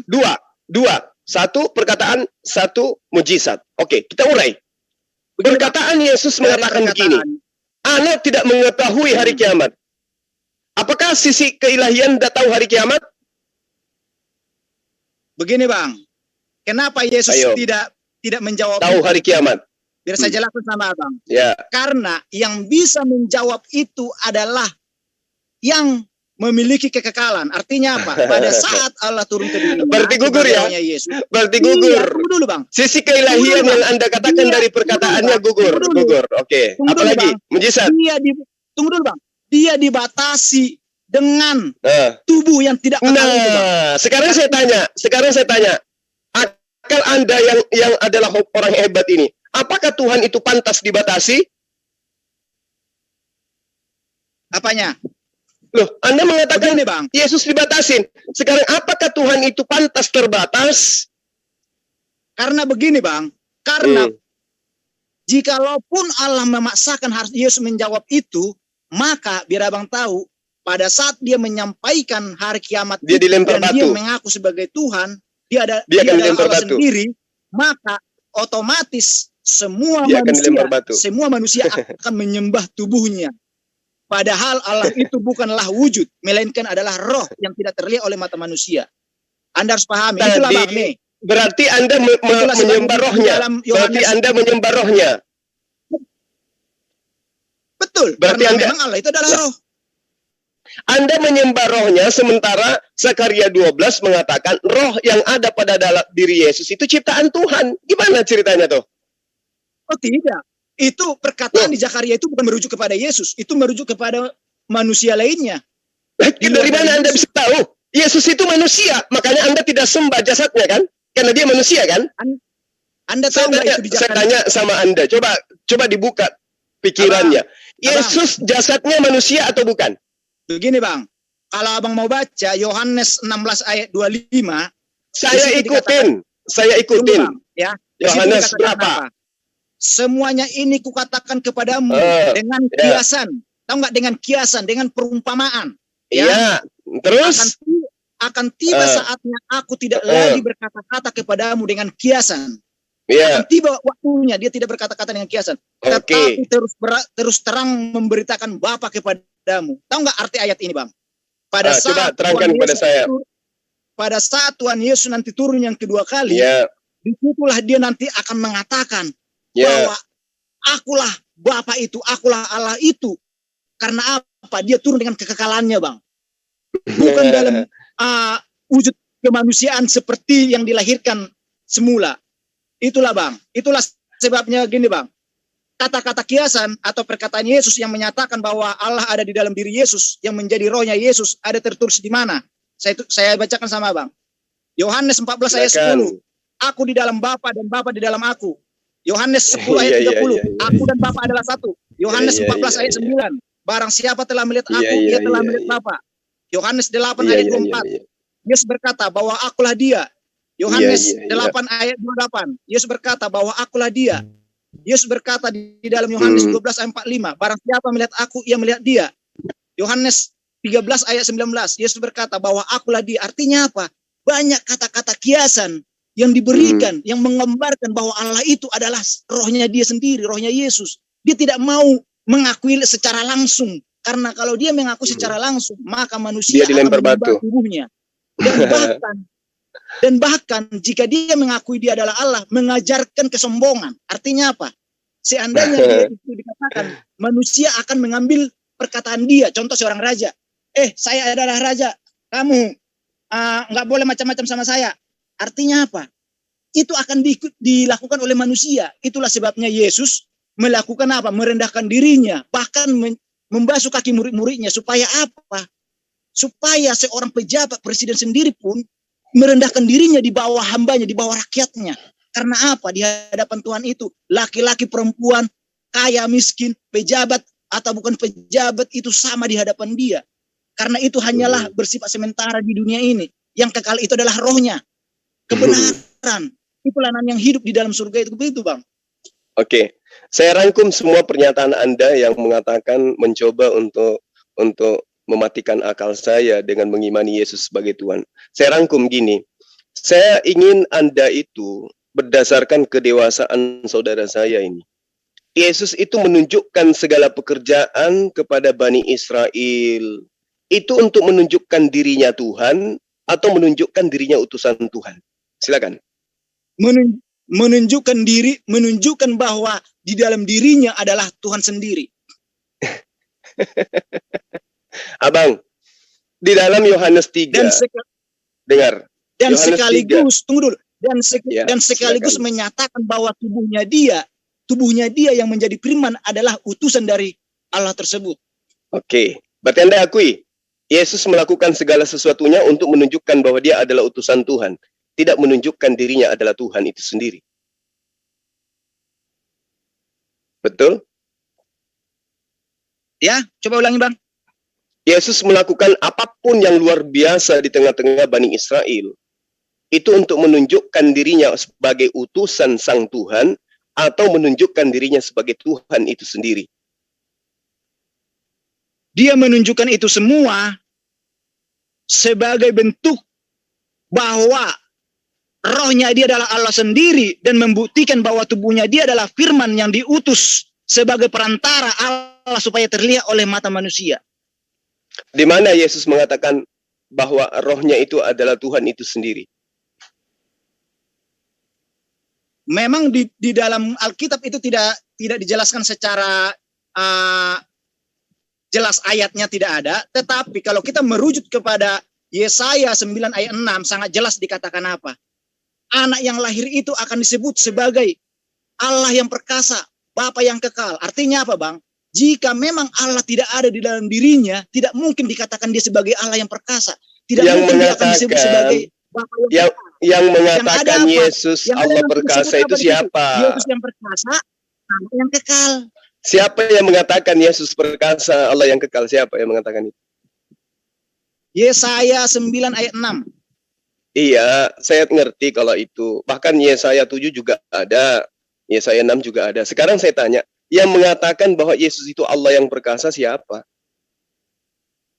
Itulah nubuatan. Kenapa orang Yahudi tidak mengimani Tuhannya berupa manusia lahir di kandang binatang? Ini kitabnya Yahudi loh. Tahu nggak, Abang? Tahu nggak kenapa, Bang? Karena mereka bisa bahasa Ibrani. Oh, bukan, Bang. Karena Tapi- saya jelaskan sama Abang.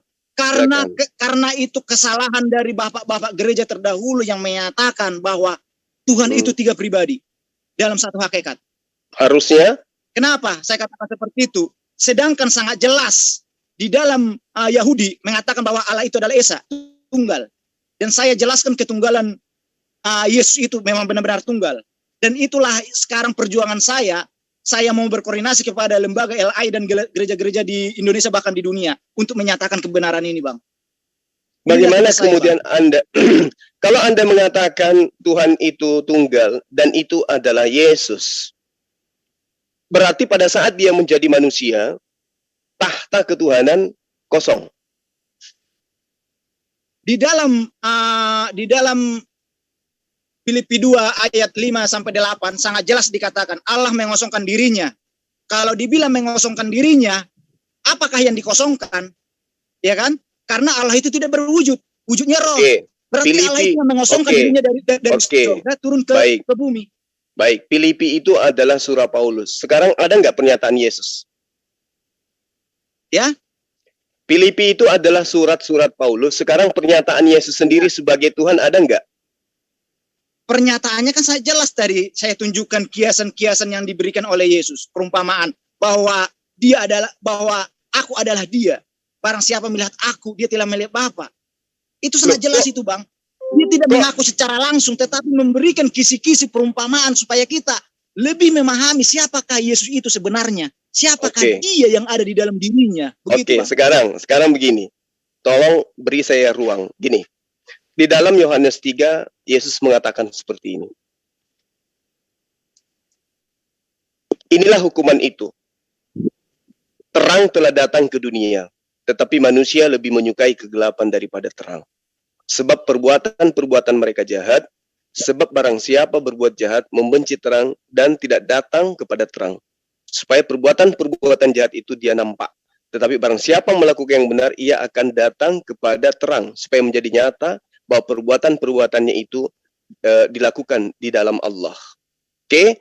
Nah, di dalam Yohanes 4 pasal 34 begini. Kata Yesus, makananku adalah melakukan kehendak Dia yang mengutus aku dan menyelesaikan pekerjaan itu. Yohanes 5 nomor 20. Bapa mengasihi anak dan ia menunjukkan kepadanya segala sesuatu yang dikerjakannya sendiri. Bahkan ia akan menunjukkan kepadanya pekerjaan-pekerjaan yang lebih besar dari pekerjaan-pekerjaan itu sehingga kamu menjadi heran. Di ayat 36, nomor 36 di Yohanes 5, aku mempunyai satu kesaksian, kata Yesus, yang lebih penting dari kesaksian Yohanes. Apa itu? Bahwa segala pekerjaan yang diserahkan Bapa kepadaku, supaya aku melaksanakannya, pekerjaan itu juga yang kukerjakan sekarang. Dan itulah yang memberikan kesaksian tentang aku, bahwa Bapa yang mengutus aku. Di dalam Yohanes 6, nomor 28, nomor 29. Lalu orang-orang berkata kepada Yesus, apakah yang harus kami perbuat supaya kami mengerjakan pekerjaan yang dikehendaki oleh Allah?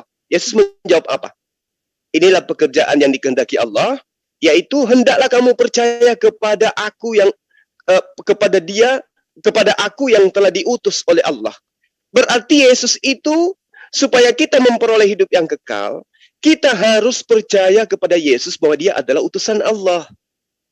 Lantas ketika Anda, ya, kalau dia utusan Allah, kenapa Anda mengimani dia Allah itu sendiri? Abang, sudah saya jelaskan sama Abang tadi ya. Apa yang Anda jelaskan? Yesus dari nama manusia. Rohnya Yesus, roh manusia, roh ciptaan. Apa yang Anda jelaskan? Anda mengatakan sudah saya jelaskan sama Abang Yesus. Ya, kalau kenapa Yesus mengakui dia adalah utusan? Biar saya jelaskan sama Bang. Karena dia utusan memang. Tunggu dulu Bang. Utusan itu merujuk kepada kedagingan. Artinya apa? Perantara yang digunakan Allah supaya terlihat oleh mata manusia. Artinya apa? Allah yang di dalam dirinya dia sebagai rohnya Yesus melalui tubuhnya dia sebagai perantara, sebagai utusan menyampaikan segala sesuatu firman-Nya, melakukan segala sesuatu firman-Nya, melakukan segala sesuatu mujizat. Oke. Ya kan? Supaya manusia bisa beriman dan percaya kepada Allah Sang Pencipta. Oke, sekarang kita masuk ke dalam percaya bahwa tubuhnya Yesus adalah sebagai utusan. Oke, sekarang kita masuk ke dalam ilmu logika. Roh itu terbatas atau tidak menurut abang? Roh manusia terbatas. Rohnya Yesus terbatas nggak? Oh tidak. Kenapa kemudian kalau Anda mengatakan rohnya Yesus itu tidak terbatas, kenapa dia takut kepada malaikat? Takut kepada malaikat yang mana? Yang datang memberi kekuatan kepada Yesus. Abang, biar saya jelaskan sama abang. Di situ yang takut itu merujuk kepada kedagingan, bukan kepada Allah yang dirinya. Artinya apa? Tunggu dulu bang. Tunggu sabar. Saya mengerti tujuan abang. Karena tahu nggak bang? Ya, silakan. Itu semua adalah pengajaran firman kepada manusia. Artinya apa? Jikalau ada di antara manusia yang dipersekusi dan akan dilakukan hukuman mati, dan dia tidak melakukan kesalahan, harus supaya takut. Dia berserah kepada Tuhan, berdoa kepada Tuhan, percaya dan yakin. Jika imanmu benar-benar yakin kepada Sang Pencipta, maka malaikat akan menguatkan engkau dan akan menjadikan engkau menjadi anak-anaknya nanti di surga. Itu sangat jelas. Itu pengajaran firman bang. Jadi Yesus berdoa itu dalam tahap pengajaran firman, bukan berarti Yesus itu berdoa kepada dirinya sendiri, berdoa kepada Allah, bukan. Oke. Ketika dia takut kepada malaikat, Anda katakan yang takut itu sisi kemanusiaannya, dalam arti kata jasadnya. Saya ingin tahu dari logika Anda, mampukah jasad itu merasa takut tanpa ada unsur roh? Karena itu diizinkan Allah terjadi sebagai pengajaran firman. Kok diizinkan Allah? Bukankah bukankah yang ada di dalam diri Yesus itu adalah Allah? Contoh bang, saya bilang sama abang, ya, seandainya saya Allah nih menjadi rohnya Yesus, ya kan? Saya berdoa, tiba-tiba ada tujuan saya itu apa? Memberikan contoh loh kepada manusia lainnya. Jikalau kamu mengalami hal seperti ini, seperti inilah yang kamu lakukan supaya kamu jangan tersesat. Artinya apa? Serahkan dirimu, percayakan kepada Tuhan dan berdoalah, biarlah kehendakmu yang jadi, bukan kehendakku. Artinya apa? Jikalaupun kamu harus dihukum pancung karena tidak ada perbuatan salah yang kamu lakukan, tetapi karena kamu difitnah, percayalah, maka hidup kekal ada dalam dirimu. Artinya apa? Itu pengajaran firman kepada manusia loh. Itu pengajaran firman, bukan dalam hal konteks yang sebenarnya yang dialami oleh Yesus. Seperti itu, Bang. Ya, jadi ini bukan cerita mengenai penangkapan. Saya tidak sedang membahas tentang apa yang diterangkan di dalam Lukas 22 atau Matius 26. Tidak. Yang saya ceritakan ini, ketika Yesus didatangi seorang malaikat, Yesus ketakutan. Bukan mengenai dia mau ditangkap. Ini kenapa itu kan? Kenapa dia takut? Itu kan? Kenapa dia takut kepada malaikat?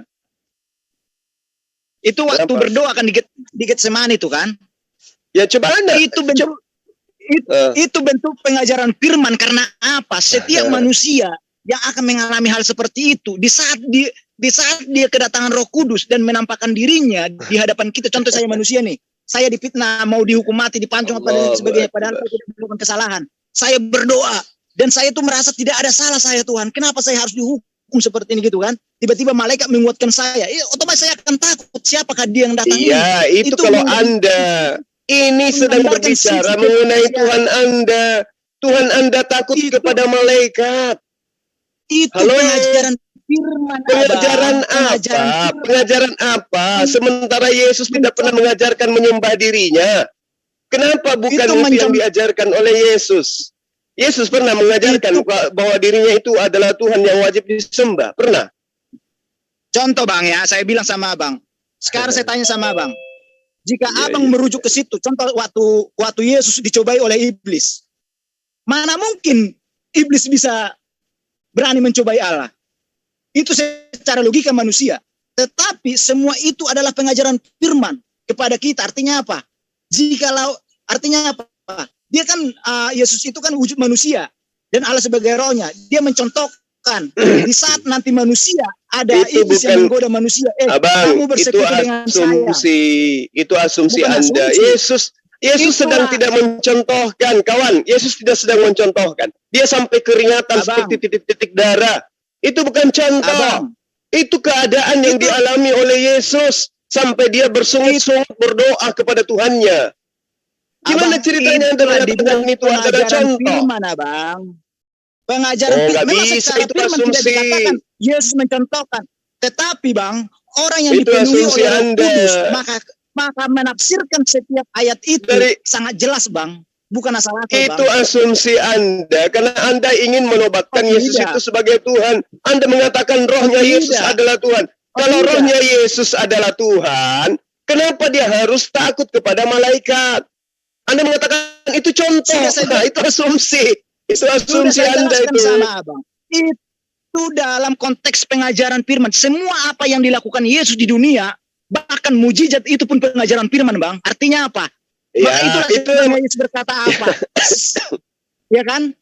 Jikalau Itulah. engkau memiliki iman sebesar biji sesawi, gunung pun bisa kau pindahkan. Artinya apa? Itu merujuk kepada perumpamaan supaya kita lebih mendekatkan diri kita kepada Tuhan. Artinya bukan dikatakan ini sebagai contoh, bukan. Tapi dia melakukan itu seakan-akan dia itu menjadi sama dengan Iya. manusia. Dan, Iya. dan semua Kalau- manusia akan mengalami apa yang dilakukan oleh Yesus itu. Kalau Anda mengatakan roh yang ada pada diri dalam Yesus itu, sekarang ketika dia teriak Elia Elia sama wama sabaktani itu, ya, itu kenapa roh yang ada di dalam dirinya itu teriak memanggil Tuhan lain? Contoh lagi, itu juga contoh. Itu juga contoh. Begini Bang, Bang. Itu Ya. Bang perkataan Eli lama sabatani, Allahku, Ya. kenapa engkau meninggalkan aku?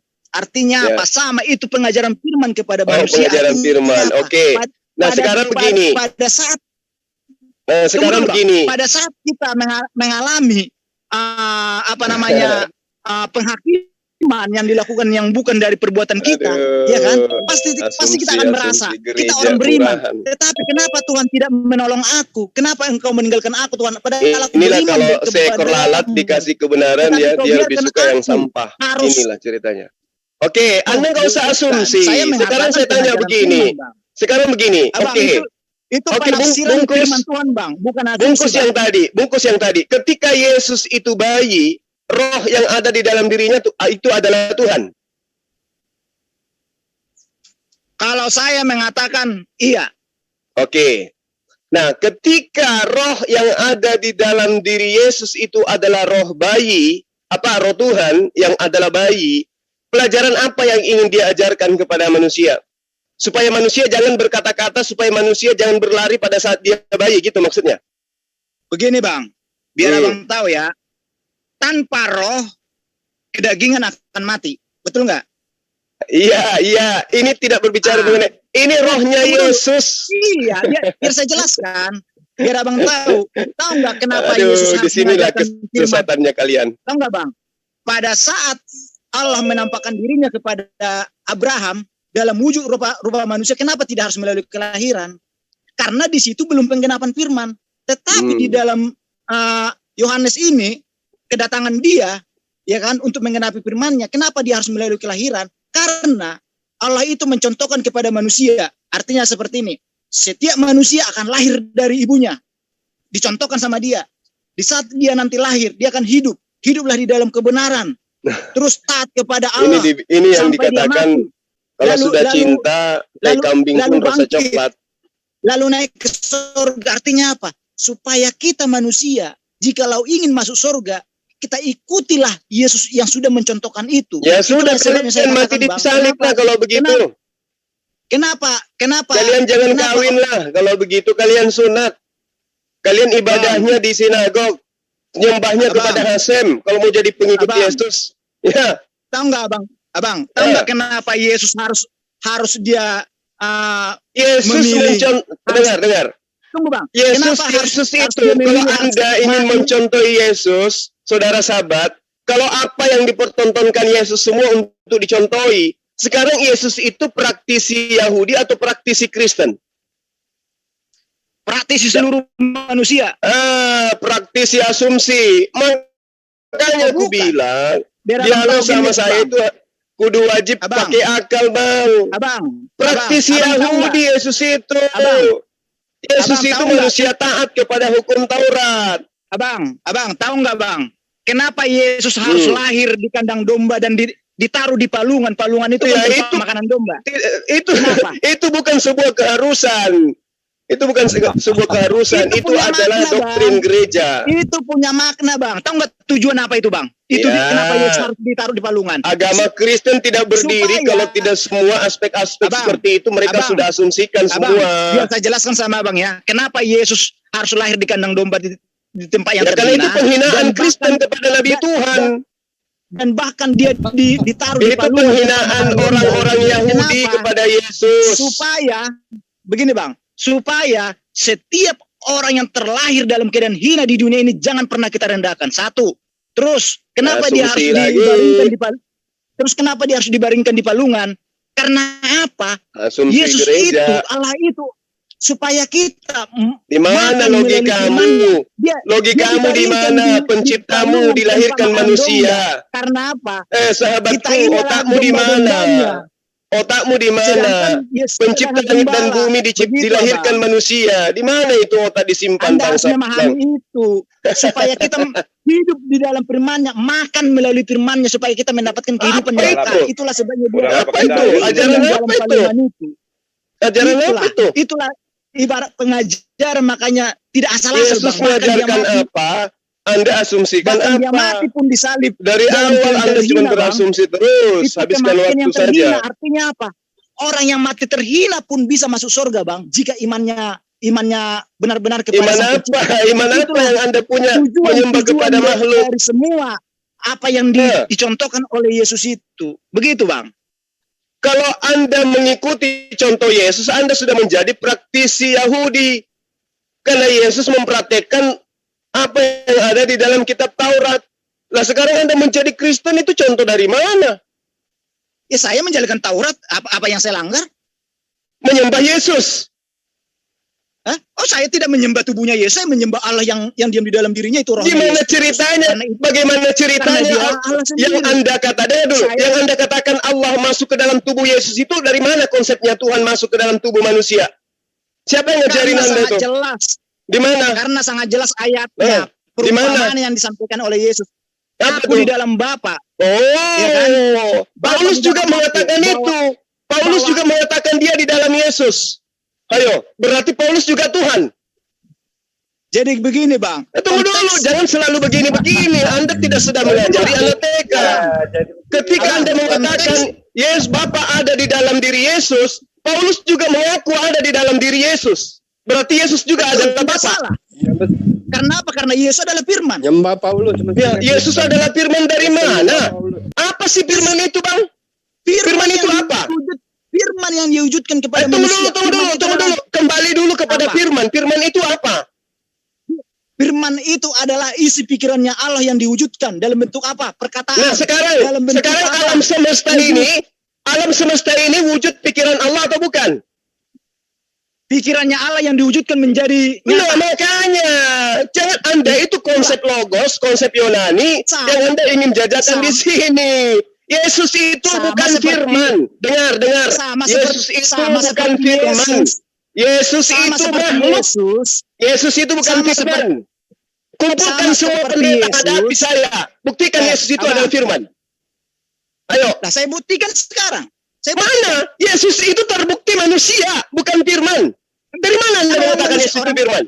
Ngerti enggak apa itu firman? Ngerti enggak apa itu firman? Menjadi manusia. Alam ini adalah firman yang wujud menjadi alam semesta. Ide Allah yang menjadi alam semesta. Ayo. Betul. Nah, terus apa bedanya dengan Yesus? Apa bedanya dengan Yesus? Bedanya apa? Allah itu di dalam diri Yesus sebagai rohnya. Nenekmu kiper. Dari mana Yesus? Dari mana Bapa itu menjelma di dalam diri Yesus? Makanya saya katakan di mana? Mana tunjukkan? Tunjukkan. Bahkan kamu sendiri pun, makanya saya bilang semalam saya kenapa pengen. Bagaimana ceritanya Anda mengatakan Yesus itu pada dirinya ada Bapa? Ajaran dari mana Tuhan masuk ke dalam tubuh manusia? Halo? Sekarang omonganmu. Di mana kewarasan Anda ketika Anda mengatakan Tuhan menjelma masuk ke dalam tubuh manusia? Tuhan Tuhan apaan itu Tuhanmu? Tidak menjelma. Siapa bilang menjelma? Ya, tapi Yesus kerasukan Tuhan kan? Yesus Bukan Anda kerasukan. katakan, Yesus kerasukan Tuhan, betul? Bukan kerasukan, bukan. Lalu Siapa apa? bilang kerasukan? Lalu Kalau apa? kerasukan itu, kalau kerasukan itu berarti Yesus memiliki roh lain. Tetapi dia bukan Terus, kerasukan, tetapi dia kalau menjadi rohnya Yesus tidak Anda katakan sebagai roh lain yang ada pada dirinya, berarti betul Zakaria 12 nomor 1. Roh Yesus adalah roh ciptaan. Oh tidak. Ya, lari mana kemana Anda mengatakan dari tidak? majalahnya. Itu dalil. Tidak. Yesus itu manusia atau bukan? Itu di Zakaria. Itu di Zakaria. Yesus itu merujuk kepada manusia atau bukan? manusia. Saya tanya sama Anda, Yesus itu manusia atau bukan? Betul, tetapi dia diciptakan langsung dari Kalau firman, Bang. betul, berarti Saya rohnya sama, itu Bang. adalah roh ciptaan. Makanya dia tidak bisa melakukan apa-apa dari dirinya sendiri. Abang. Betul? Abang, saya tanya sama Abang. Dia takut Saya kepada tanya sama malaikat. Abang. Dia Tunggu dulu. takut kepada tentara Tunggu dulu. Romawi. Dia takut kepada Abang. setan. Apakah itu Abang, yang Anda katakan Abang. roh? Roh Tuhan? Abang, saya tanya sama Abang ya. Saya tanya sama Abang. Ya, Tadi memang Abang dari tadi bilang, Anda cuma bisa bertanya. tunggu dulu. Kalau kamu menjelaskan, Anda hanya berasumsi. Yesus Tunggu dulu. rohnya adalah roh Tuhan. Nenekmu kiper.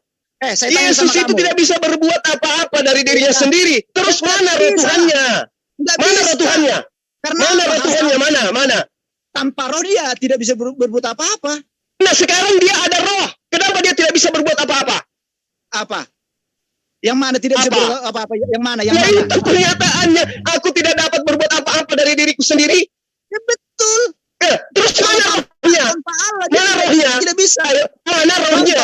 Ketika Contoh, pada Yesus saat- mengatakan itu, dengar. Ketika Yesus mengatakan aku tidak dapat berbuat apa-apa dari diriku sendiri, apakah rohnya yang ada dalam dirinya tidak ada? Itu merujuk kepada kedagingan perkataan itu Nenekmu merujuk kepada kiper, kedagingan dia. disitulah Nenekmu kesesatanmu. kiper, gimana Ketika sih? Yesus terbukti bukan Kau- Tuhan, itu kau makanya larikan kepada memahami. sisi kemanusiaannya. Giliran Yesus Itulah tidak saya bisa bilang berbuat sama apa-apa, Abang. kau Bang, katakan itu saya dia adalah sisi manusia. Terus ketika Bang. dia berkata begitu, Bang. rohnya kemana? Saya berkata perkataan dasar nih sama abangnya, dasar-dasar ya, Dasar ya. penyesat. Saya tanya Kamu sama itu Abang. penyesat. Diam, kau itu penyesat. Kamu jangan mengajarkan Itulah konsep kau. ini kepada orang. Sekarang kau Itulah katakan, kesalahanmu, saudaraku. di situ Kau bilang- kau kesesatanmu. Kau katakan kau bilang rohnya tadi- Yesus itu kau adalah bilang roh tadi- Tuhan. Sekarang saya Kau tanya, bilang tadi ketika semua Yesus yang hidup berkata, adalah makhluk. aku tidak Kau bilang dapat tadi semua yang berkata-kata hidup dari adalah diriku makhluk. sendiri. Apakah Kemana Allah itu rohnya? makhluk? Itu pertanyaannya. Sekarang saya tanya sama Anda kamu, harus ketika memahami Yesus tidak konteksnya, dapat Bang. berbuat apa-apa dari dirinya sendiri, kemana rohnya? Itu bang. Kemana rohnya? Itu rohnya, perkataan Yesus itu merujuk Tidur. kepada kedagingan. Lagi tidur. Biar abang Nenekmu tahu. kiper. Anda harus memahami. Yesus itu berkata bersamaan tahu nggak, Bang? dengan Yesus Tahu punya nggak, Bang? roh. Sekarang Abang Yesus tahu nggak? bisa enggak berkata? Jasadnya Yesus bisa enggak berkata tanpa roh? Oh tidak bisa. Nah, berarti yang berkata juga rohnya, Tuyul. Berarti yang tidak Itu- berbuat apa-apa itu adalah roh yang kau imani Itu- Tuhan. Itulah perkataan rohnya itu, Allah itu merujuk kepada dagingnya. Artinya apa? Tanpa dia. Sudah. Tanpa Allah itu. Saya belum pernah menemukan Yesus tidak Kristen bisa yang berbuat berakal apa-apa. sehat ketika Anda berbicara memahami. mengenai ketuhanan Yesus. Lah. Selesai. Sudah saya Level katakan. Gurunda. Anda bukan lawan saya. Anda Ya, sendiri Anda pun- hanya berasumsi. Mohon maaf, Anda saudara sendiri jabat. pun Evolusi. tidak Saya bisa mengatakan menjawab. saya Anda telah mengatakan menguraikan kepada semua Anda. yang hidup Mulai adalah dari makhluk. pertanyaan, ya, Belum- saya sudah belum- menjabarkan Anda. Disitulah belum keterbatasan banyak- otak Anda. Saya belum- katakan belum- hidup dan belum- maha hidup belum- itu beda. Ayo. Ya maha itu. Tahu nggak itu apa itu maha itu? Maha Ya. itu apa? Apa? Saya tanya dulu abang. Maha itu Itu yang tidak dimiliki oleh Apa? makhluk. apa? Apa itu yang maha itu? Maha Apa yang itu maha? yang tidak dimiliki oleh makhluk. Hanya dimiliki oleh esensi pencipta langit dan bumi. Ya, apa itu maha itu? Ya itu Itu maha sesuatu itu yang tidak dimiliki Kata oleh makhluk. kebesaran. Abang tahu ya? Maha itu kata kebesaran yang disematkan kepada Allah pencipta. Memang Biar Anda betul. tahu. Tetapi Allah itu hidup. Biar Anda Memang tahu. betul. Maka Allah itu Anda maha kalau hidup. berkata, Allah itu maha hidup, tidak semua seperti makhluk Yesus yang maha hidup, mati. semua yang hidup adalah makhluk.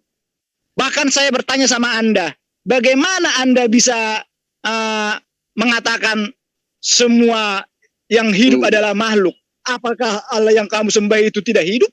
Allah itu maha hidup, Tuyul. Anda itu ingin Maha memelintir itu- perkataan Maha saya. itu nama Tuyul itu, kebesaran mohon maaf, saya yang katakan Anda, disematkan tuyul kepada itu Sang apa? Pencipta. Tuyul itu Anda apa? tahu Betul tahayul.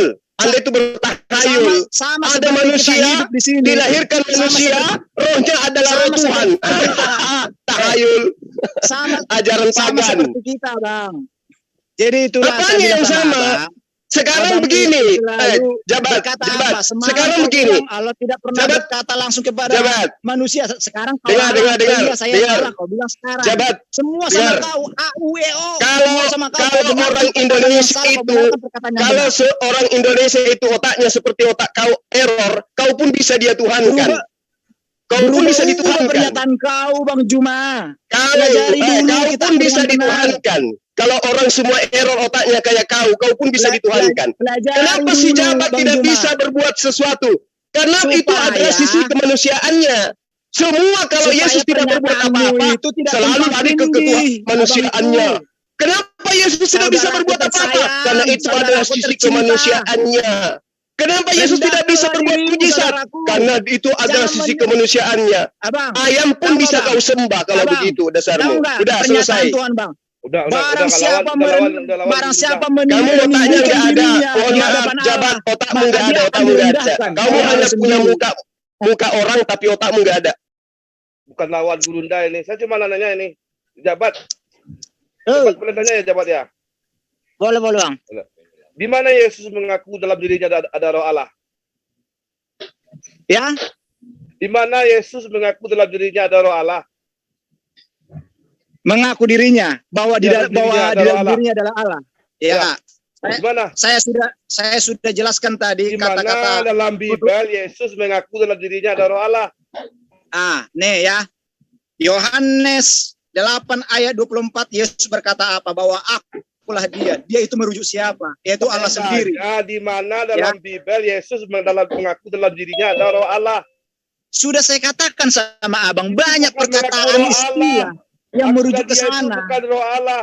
Coba kau baca Bahkan- 1 Korintus. Bahkan coba sebelum kau baca Yesus 1 turun ke Korintus dunia, 7:40. nubuatannya dia pun sudah sangat Eh, jelas bahwa dia akan Coba disebut sebagai kau Allah yang baca, perkasa, berarti Bapa yang Yesus dan kekal. Paulus sama. Anda Yesus dan paham Paulus nggak? sama punya roh Allah. Coba kau baca Oh, 1 tidak. Korintus 7:40. Kenapa? Coba kau baca 1 Korintus 7:40. Kau baca. Kalau Yesus Roh Allah. punya roh Allah, berarti Paulus juga punya roh Allah. Yesus dan Paulus sama-sama Tuhan. Ya memang ada Roh Kudus sama dia. Roh Allah bukan Roh Kudus. Betul. Di dalam Berarti Paulus juga Tuhan. ayat Alkitab memang banyak dikatakan Berarti itu Roh Paulus juga Kudus Tuhan. itu menyatakan Roh Allah di situ, Tuhan. tetapi secara kebenaran dan tafsirnya itu merujuk kepada Roh Kudus. Berat. Yesus tidak pernah Anda harus mengaku dalam memahami. bukunya ada roh Allah, tapi Paulus mengakui Begitu dalam dirinya ada roh Allah. abangku. Baca, Itulah. jangan asumsi dalam diri dia Oh, Paulus. saya nggak asumsi. Kalau Sudah dalam saya diri dia katakan ada roh sama Allah. Abang. Sudah saya coba katakan gua sama bacain gini. Abang. Gua kasih Siapapun ayatnya. aja kalian Gua aja kasih- diskusi gua dengan kasih saya. ayatnya, gua kasih ayatnya. Saya Ya, selalu maaf. ada. Saya Ini, tidak ini. pernah. Ini gua lihat nih. Bang, Baca gua kasih sama lo. Nih gua kasih sama lo. Nih. tahu ini. itu Bang. Paham. 1 Korintus 7:40 Paulus mengakui dalam dirinya ada roh Allah juga. Ini roh Allah dalam diri Paulus ini. Apakah Paulus juga Tuhan? Betul. Paulus juga Tuhan. Oh tidak. Oh Loh, kok bukan. tidak? Kok tidak? Kata Roh Allah Itu di situ kubilang, orang merujuk ini kepada sakit. Roh Kudus yang menyertai dia. Loh, Paulus mengakui dalam dirinya ada roh Allah loh. Iya, Roh Kudus itu kan Bukan berasal dari Roh Allah. dalam dirinya, lepas dari roh Allah dalam dirinya nih. Roh Allah ini. Bahkan kalau abang tahu, ilaha kalau illallah. abang tahu, roh manusia ini pun Aduh, berasal aduh, dari aduh, Roh aduh, Allah, aduh. Bang. Biar abang tahu. Itulah sebabnya kita dikatakan anak-anak Tuhan. Kita selalu dipanggil Anak-anak Tuhan. menuju kepada Bapa, mendekatkan diri kita Allahu kepada Sang Akbar. Pencipta. Anda harus memahami itu. Yesaya 44 nomor 3, aku akan mencurahkan rohku ke atas keturunanmu. Bilangan 11 nomor 29, Tuhan memberi rohnya hingga kepada mereka. Keluaran 31 nomor 3, dan telah kupenuhi dia dengan rohku, roh Allah. Kejadian 41 nomor 38 nomor 39, tidak salah itu. Yusuf yang penuh dengan roh Tidak Allah. salah itu, 1 Korintus abangku. 11 nomor 12, segala sesuatu berasal dari roh Allah. 1 Yohanes 5 nomor 19 kita berasal Tidak dari salah Allah. itu, abangku. 1 Yohanes 4 nomor 6. Terus apa bedanya dengan Yesus, Tuyul? Berbeda. Apa Sangat bedanya? berbeda. Apa Jauh bedanya? karena ilmu Anda masih cetek, belum Iya, sampai sekarang untuk kau memahami jelaskan saya. ilmu kau itu yang penuh Iya kan? asumsi. Apa bedanya Yesus dengan yang lain? Berbeda. Kalau Apanya yang beda? rohnya Kalau adalah Allah Yesus? sendiri. Sedangkan Nenekmu kiper. manusia lainnya Kalau Yesus rohnya itu adalah roh diberikan Allah itu Roh sendiri, Kudus. yang lain itu dalilnya sudah Anda jelas. pahami. Hei, dalilnya sudah jelas. Sadar nggak kau? Keluaran 31 nomor 3. Kau kupenuhi dengan rohku. Rohnya siapa di situ? Rohnya Allah. Mau apa lagi coba? Makanya aku bilang ya, Anda kalau berdialog, tolong dialog dengan saya itu pakai akal. Aku memenuhi kalian dengan rohku. Nah, rohnya siapa itu? Rohnya Allah. Yesus rohnya siapa? Rohnya Allah. Apa bedanya? Asumsi yang membedakan. Demikian. Orang ini nggak ada ilmunya, Grundah. Nggak ada ilmunya, serius. Serius.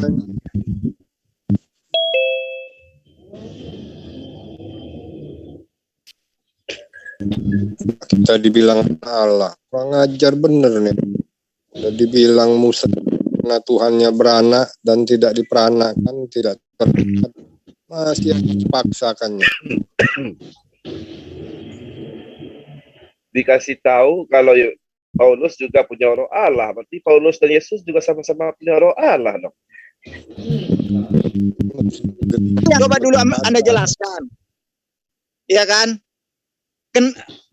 Apakah Allah Subhanahu wa taala memiliki ruh sehingga dia bisa hidup kekal? Karena yang kekal itu hanyalah ruh di dunia ini. Ngomong apa kau ini? Oh, berarti setan yang adalah ruh juga itu adalah Allah gitu, karena dia juga kekal, karena dia juga adalah roh. Gitu. Maksudnya? Ya kan kau katakan bahwa roh itu kekal. Nah, iblis itu roh, berarti Tuhanmu juga roh, karena dia kekal juga, iblis itu. Jadi begini, Bang. Ruh yang diberikan kepada iblis itu hanyalah ruh sebagian kecil yang diberikan Allah. Yesus diberi roh tidak? Oh, tidak, karena Allah sendiri menjadi ruhnya.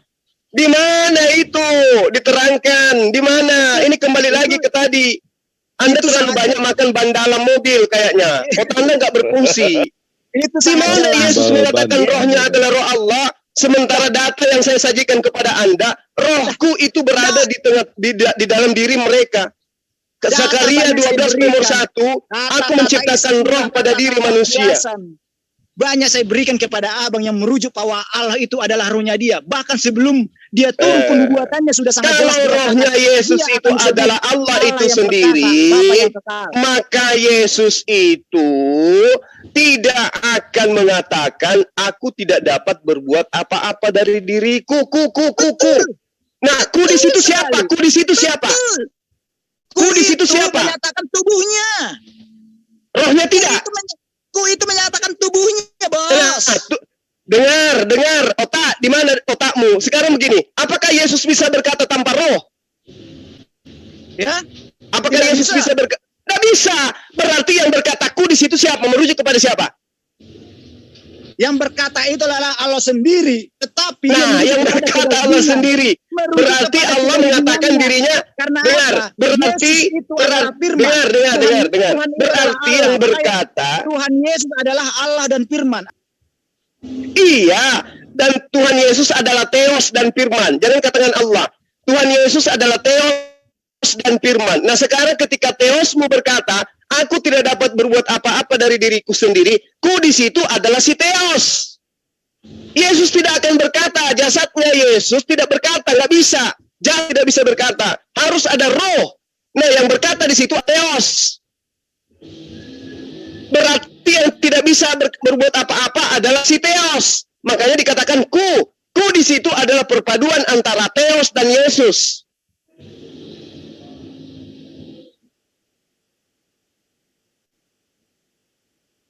Gak bisa paham Anda, makan. Richard.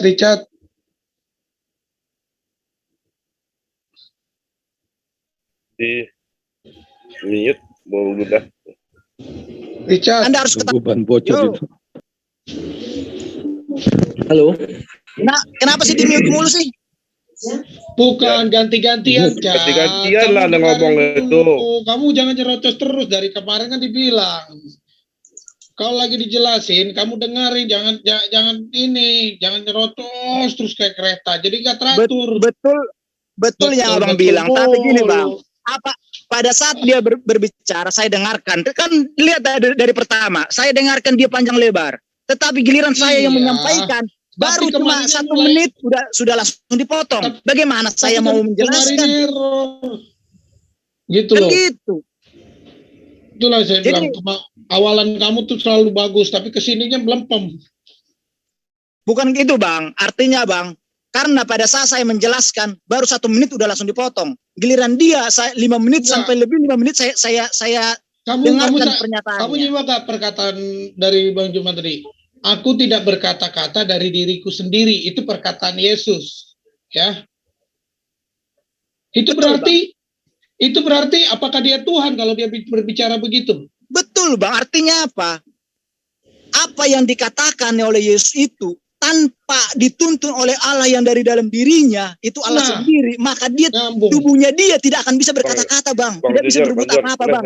Berarti dia bukan Tuhan kan? Tubuhnya bukan Tuhan, yang Tuhan itu adalah rohnya dia, Allah sendiri. Nenek. Dikasih sejabat. Coba baca Lukas 22 sejabat. Tadi. Lukas Silakan 2 ayat 22. Silakan Lukas 2 dibaca, ayat 22 dibaca, Bang. baca. Ya, coba baca. Coba.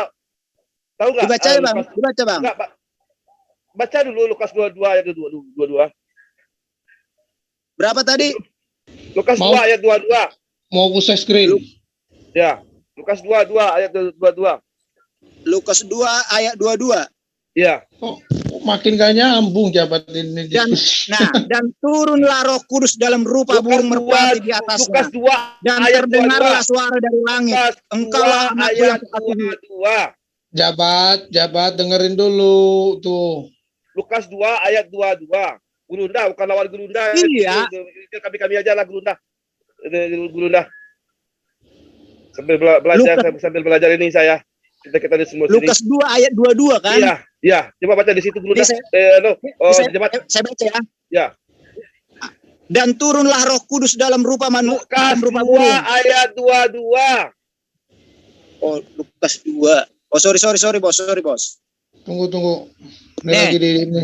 Dan ketika genap waktu pentahiran, menurut hukum Taurat Musa, mereka membawa dia ke Yerusalem untuk menyerahkannya kepada Tuhan. Apa yang salah di situ, Bang? Loh, Yesus katanya Tuhan. Tahu nggak abang makna di situ, Bang? Pertanyaan Tujuannya, Bang? saya, Yesus Tuhan diserahkan kepada siapa? Bang, biar saya jelaskan sama abang. Saya Dalam- nanya letak yang tertulis. Abang, Yesus itu Tuhan kata Anda. Yesus diserahkan kepada siapa? Abang, biar saya jelaskan sama abang ya. Dalam ayat ini menyatakan apa di sini? Supaya kita manusia mengikuti seperti Yesus karena dia adalah pengajar firman. Maka Ada apa? di situ. Anak yang lahir kita harus bawa ke hadapan Tuhan. Coba baca Bang di situ. Ini Nih, ayat ini dipeleset. Dengerin dulu jabat. Eh. Di sini kan dituliskan dan ketika genap waktu pentahiran menurut hukum Taurat Musa, Ya. mereka bahwa di ke Yerusalem untuk Ya. menyerahkan nyata kepada Tuhan. Nah, itu Tuhan Tuhan yang mana siapa ini? itu? Dalam diri Mana itu? Yesus ada Tuhan. Terus diserahkan kepada Tuhan. Begini, Berarti Bang. Ada dua Tuhan. Bang, maksud ayat tahu nggak Bang? Kenapa diserahkan dia waktu masih kecil? Karena pada saat Yesus masih kecil, manusia pada zaman itu bahkan Maria pun tidak mengetahui bahwa di dalam dirinya adalah Allah sendiri. Ya, Artinya apa? Dia berarti ada dua Tuhan begitu. Kan dalam Lukas. tidak. Coba Lukas 2. Tidak. Lukas 2:11. Lukas 2:11 coba lihat. Lukas 2:11. Yang lahir siapa? 2:11. Yang lahir siapa? Hari ini telah lahir bagimu juru selamat, Juru yaitu selamat. Kristus Tuhan di kota Daud. Tuhan kan yang lahir. Ya kan? Yang lahir Tuhan. Betul. Diserahkan kepada siapa? Ya, Yang diserahkan kepada Tuhan. Yang lahir Artinya Tuhan, apa? Yang lahir Tuhan diserahkan kepada Tuhan. Begini bukan. Artinya gini, Bang. Bukan. Dalam Lukas 2 sejabat dengan tubuhnya itu yang diserahkan, yang disucikan. Tubuhnya Yesus. Dulu sejabat. Yang dalam Lukas 2:11 kata Lukas yang dilahirkan Tuhan. Nah, tapi dalam Lukas 2 ayat 22, Tuhan yang dilahirkan itu diserahkan kepada siapa? Kepada Tuhan. Berarti ada dua Tuhan. Oh, tidak satu. Karena begini, Bang. Aduh dulu. Oh, yang diserahkan kepada Tuhan siapa? Saya tanya sama Abang. Yang diserahkan kepada Tuhan siapa di situ? Tubuhnya Yesus. Lo katanya roh Yesus itu Tuhan. Apakah tubuhnya Yesus Tuhan? Saya tanya dulu sama Abang. Nah, begini. Berarti dalam satu... Enggak, saya tanya dulu sama Abang. Apakah tubuhnya Yesus itu Tuhan? Saya tanya dulu. Bang. Saya tanya dulu sama Abang. Apakah tubuhnya Yesus itu Tuhan? Bang Dinior. Coba 1 Timotius 6:16. Bang, 6:16. Bang, saya tanya Abang dulu. Masalah jasad ini, masalah Yesus. Abang, saya tanya dulu. Coba kau baca 1 Timotius 6:16. Timotius. Ya, 1 Timotius 6:16. Maksa kali anak orang jadi Tuhan orang ini. Timotius berapa? Daripada menyembah Tuhan, tetapi kita nggak mengenal siapa Tuhan itu, hanya nama yang kita ketahui. Jadi maunya Tuhan itu dilahirkan gitu supaya dikenal. Kamu kenal Yesus nggak? Oh, tidak. Pirang? Tidak. Sekarang kamu kenal. Sekarang saya tanya sama kamu. Dengar. Kau katakan. Sekarang saya tanya sama kamu. Membuktikan kepada manusia keberadaannya, kepada makhluk. Alam semesta ini bukti adanya Tuhan. Bukti apa? Bukti adanya Tuhan. Alam semesta ini bukti adanya Tuhan. Apa yang dibuktikan alam semesta ini? Tidak ada yang dibuktikan. Nenekmu kiper. Bukti adanya Tuhan itu adanya alam semesta. Sekarang saya tanya sama kamu. Siapa yang menciptakan alam semesta ini? Dia harus datang membuktikan bahwa siapa itu ada. Siapa yang bilang dia harus datang? Siapa yang bilang? Siapa yang bilang? Bukti. Seperti iblis. Itu ajaran pagan. Ajaran pagan itu Tuhannya harus datang ke bumi. Itulah yang kau imani. Dia mengambil wujud lain untuk membuktikan keberadaannya. Makanya manusia percaya adanya Tuhan untuk membuktikan dirinya ada, cukup menciptakan makhluk untuk membuktikan dirinya ada. Masa kau bilang dunia ini bukti Allah itu ada? Ini bukan bukti. Iya. Sekarang begini, bagaimana Anda bisa membuktikan bahwa seekor sapi itu ada? Enak aja. Kamu itu bang, kamu itu kasihan sekali. Kau ambil anaknya orang menjadi Tuhan. Ibu Maria pernah izinkan kau menuhankan anaknya enggak? Yang aku kasihan sama kamu, Bos. Kenapa saya katakan? Yang kasihan itu kamu. Tetapi kamu tidak tahu apa yang kamu sembah, hanya nama yang kamu miliki. Kok nggak tahu? Emang maksudnya tahu itu Tuhan harus, jadi menurut kau Tuhan itu harus terlihat wujudnya gitu? Saya tanya dulu sama Abang, siapa yang Anda sembah? Allah Subhanahu wa Ta'ala. Allah itu nama atau bukan? Allah itu adalah nama Allah dari Tuhan pencipta langit dan bumi. Nama kan? Iya, betul. Wujudnya ada enggak? Wujudnya ada. Ada. Seperti apa wujudnya? Wujudnya tidak bisa digambarkan karena tidak pernah dilihat oleh manusia. Berarti tidak ada? Ada dong. Akalmu wujudnya kayak mana akalmu? Mana wujudnya? Akalmu dulu. Saya tanya, akalmu wujudnya kayak mana? Wujud saya ada. Akalmu yang saya tanya. Akalmu wujudnya kayak apa akalmu? Bisa saya mewujudkan dalam bentuk sesuatu? Akalmu wujudnya kayak mana Tuyul? Penyesat. Akalmu wujudnya kayak mana? Akal saya bisa menciptakan wujudnya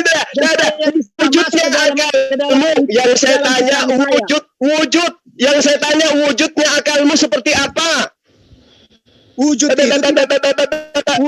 tidak wujudnya akalmu. Wujud akalmu kayak mana? Nah, Tuhan itu bisa dibuktikan ada dengan adanya ciptaannya. Tetapi bisa dibuktikan dengan saya bisa diam di dalam ciptaan saya. Itulah bukti akal saya. Nah sekarang saya tanya akalmu, tunjukkan pada saya akalmu. Saya kan tidak terlihat. Wujud akalmu mana? Tidak terlihat. Wujud akalmu mana? Tidak terlihat. Nah, ada nggak akalmu? Ada Tetapi nggak akalmu? Bisa saya wujudkan dalam Ada hidup nggak saya. akalmu? Ada banyak. Ada nggak akalmu? Berbentuk bola lampu. Akalmu ada nggak? Akalmu ada nggak? Ada. Berbentuk bola lampu. Ada. Nah, coba tunjukkan kepada saya. Tunjukkan akalmu kepada saya. Coba buka kamera, lihat. Mau saya lihat akalmu yang mana? Saya tunjukkan, ya kan? Ya, Nanti pada ya. saat saya menciptakan sesuatu. Yang ditanya apa? Makanya diterangkan untuk membuktikan bahwa Allah itu ada. Lihat ciptaannya. Tetapi Untuk membuktikan akalmu ada, lihat ciptaanmu. tahu Lihat asumsimu, itu buktinya Bos. akalmu ada tapi sakit. Lihat sudah saya asumsimu bilang tuh. sama abang, Tuhan yang Kasihan Anda sembah kali. itu tidak bisa membuktikan keberadaan dirinya. Akal yang kau imani ada di kepalamu itu tidak bisa membuktikan keberadaannya. Akalmu itu nggak bisa dibuktikan. Akalmu saya tidak bisa buktikan bahwa kau punya akal. Dunia ini Akalmu, kamu hanya berkata-kata, kamu hanya berkata-kata kau punya akal, tapi tidak ada bukti. Mana akalmu? Coba tunjukkan. bisa membuktikan keberadaannya. Mana keberadaan akalmu? Mana? Akalmu dulu. Buktikan mana keberadaan akalmu. Membuktikan keberadaannya. Saya tanya akalmu. Sama orang banyak. Akalmu mana? Akalmu mana? Akalmu. Tunjukkan. Akalmu mana? Mana akalmu? Tunjukkan. Saya tanya sama abang. Abang itu Saya tanya menyembah akalmu dulu. Akalmu dulu, nggak usah kau asumsi. Nggak usah kau asumsi. Saya ini pengikut Yesus setia. Nggak usah. Saya ini pengikut Yesus. Kamu nggak bisa nipu saya dengan teknik-teknik asumsi gereja seperti itu. Sekarang saya tanya samamu. Mana akalmu? Mana akalmu? Hanya melalui namanya. Akalmu mana? Akalmu mana? Orang Kristen mengenal Allah itu supaya kami percaya bahwa dia benar-benar ada. Dia membuktikan keberadaan. Dia harus mati. Dia harus mati dipantek di tiang salib. Gitu. Itu bos. Iya, Tuhanmu harus dibunuh supaya kau percaya bahwa Tuhan itu ada, ya kan? Itu penggenapan firman. Anda karena apa? Karena apa? Tanpa darahnya yang kudus, maka Bukan lawan Gurunda. Terus hadapi saya kalau begitu caramu. Sakit akal itu. Abangmu dengar. Penyakitmu itu akut. Satu-satu jabat. Sekarang saya tanya dulu sama Anda. Assalamualaikum warahmatullahi wabarakatuh. Waalaikumsalam. Sekarang saya tanya samamu. Yesus itu menyembah Allah. Dia sujud menyembah Allah. Tunjukkan kepada siapa bagaimana wujud Allah yang disembah oleh Yesus. Jawab. Jabat, buka. Wujudnya yang disembah Yesus itu seperti apa wujudnya? Tunjukkan. Buka mute-mu, Jabat. Berjanggut kah? Berkelamin kah? Coba ditunjukkan. Ya. Tunjukkan. Ya Bapakku yang di surga, permuliakanlah namamu. Ayo, tunjukkan kepada saya wujud Tuhannya Yesus itu kayak apa? Berjanggut, rambutnya panjang, pakai tongkat, berkelamin. Jangan bilang pakai tongkat, di sini ada dalam Richard. Jabat. Tadi. Buka mute-mu. Yesus berdoa kepada Tuhan yang ada di surga. Tunjukkan wujud Tuhan yang di surga yang disembah Yesus itu seperti apa? Mirip kamu? Seperti Yesus katanya, Brunda, seperti Yesus. Yesus kan berjenggot katanya. Mampus lo si Jabat, hancur lo. Udah. Ayo Jabat. Jabat ini, aduh, makin hancur. Avatar saya itu. Richard. Avatar Tadi saya itu, lihat itu. dibilang apa ya tadi? Tadi sempat dibilang saya ingat dengan kata-kata Pendeta Henry Tandiansa soal memberi contoh berdoa. Nah, Richard tadi sepertinya melakukan satu asumsi. Nah, kalau saya kali lalu dalam diskusi membawakan yang lain itu, lalu mengapa Richard menuntut saya, bertanya kepada saya, apakah mereka tidak rela jadi dikorbankan oleh manusia? Sudah jelas-jelas mereka lari sebelum dikorbankan. Mereka tidak perlu bersuara. Hewan mana juga yang akan bersuara mengatakan tidak rela dikorbankan? Udah terakhir hancur ini dihajar Bang Zuman nih, si Richard. Disuruh Sudah nunjuk saya katakan. gimana. Enggak, biarlah yang menonton menilai. Assalamualaikum warahmatullahi siapa yang asumsi. Dia akan memahami itu nanti. Halo. Richard, kamu dengar? Halo. Saya katakan sama Abang, Anda Richard. pun beriman Halo. mengatakan bahwa Lalu nanti ada hari apakah kebangkitan. saya dikatakan dulu Itu pun asumsi dalam Halo. kalian, dalam iman kalian, karena Bukan tidak pernah asumsi dibuktikan. bahwa mereka itu tidak rela Anda jangan salah. dikorbankan. Sebentar, Richard, Tapi tetap sebentar. saja dikorbankan. Boleh nggak aku jelasin, Richard? Kamu mau tahu wujud Tuhan? Kamu tahu Sebentar, wujud Tuhan Sion. Allah? Peta. Ya, Jaringannya agak ya. peta putus peta. Kamu mau, Jaringannya putus. mau saya tunjukin wujud Tuhan Allah, Richard? Hah? Richard, Peta suaranya putus. mana Richard? Sudah saya katakan, Bang. Saya akan jelaskan. Begini, Bang. Dulu. Anda beriman kepada Allah, tetapi Allah yang kalian sembah tidak bisa membuktikan keberadaannya kepada kalian. Satu, dengerin, saya Anda akan beriman juga adanya hari kebangkitan. Dan itu pun saya asumsi. muncul lagi. Kenapa? Tidak pernah dicontohkan bagaimana Kalau kalau manusia asumsi ini nongol, saya harus nongol juga. Jabat di dalam Lukas 6 nomor 12, pada waktu itu pergilah Yesus ke bukit untuk berdoa dan semalam-malaman berdoa kepada Allah. Yesus berdoa kepada Allah, coba tunjukkan, bukan Allah, Theos. Coba tunjukkan kepada saya wujud Theos yang dimintai doa Yesus itu seperti apa wujudnya? Jawab. Itu dalam konteks pengajaran firman supaya kita berdoa jangan di tempat keramaian. Kalau di saat kita mau bergumul kepada Tuhan, yang saya tanya, Theos itu wujudnya seperti apa? Supaya ilmu mahrifat. Ini berbicara wujud. Supaya Anda menguasai ilmu mahrifat. Wujud Theos itu seperti apa wujud Theos? Waalaikumsalam. Waalaikumsalam warahmatullahi wabarakatuh. Boleh komen enggak? Silakan Bang, silakan. Tapi aja siap-siap aja stres. Silakan dipanggil semua Pak pendebat Muslim. Silakan. Pak Richard, Saya sebentar, tampung Pak. saya sendiri di sini. Saya cuma mau menegaskan Pak Richard, pertanyaan saudara tentang keberadaan Tuhan sebenarnya Anda sudah jawab. Di mana tadi Ustaz Suma mempertanyakan tentang akal, dan Anda sudah menjawab bahwa akal saya itu bisa terlihat kalau ada ciptaannya, ada yang dibuat. Seperti itu juga penjelasan Ustaz Suma. Jadi sebenarnya tidak usah diperpanjang lagi.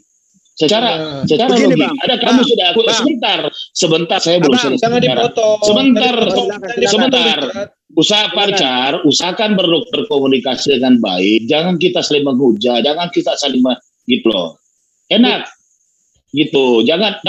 Mari kita berbicara dengan beradab. Kita junjung etimologi bahasa, kemudian kita etika dalam berkomunikasi. Silakan. Ya begitu. Nah, tadi pertanyaan Pak Richard kalau tidak salah bertanya kepada Ustaz Suma, tunjukkan di mana wujud Tuhan.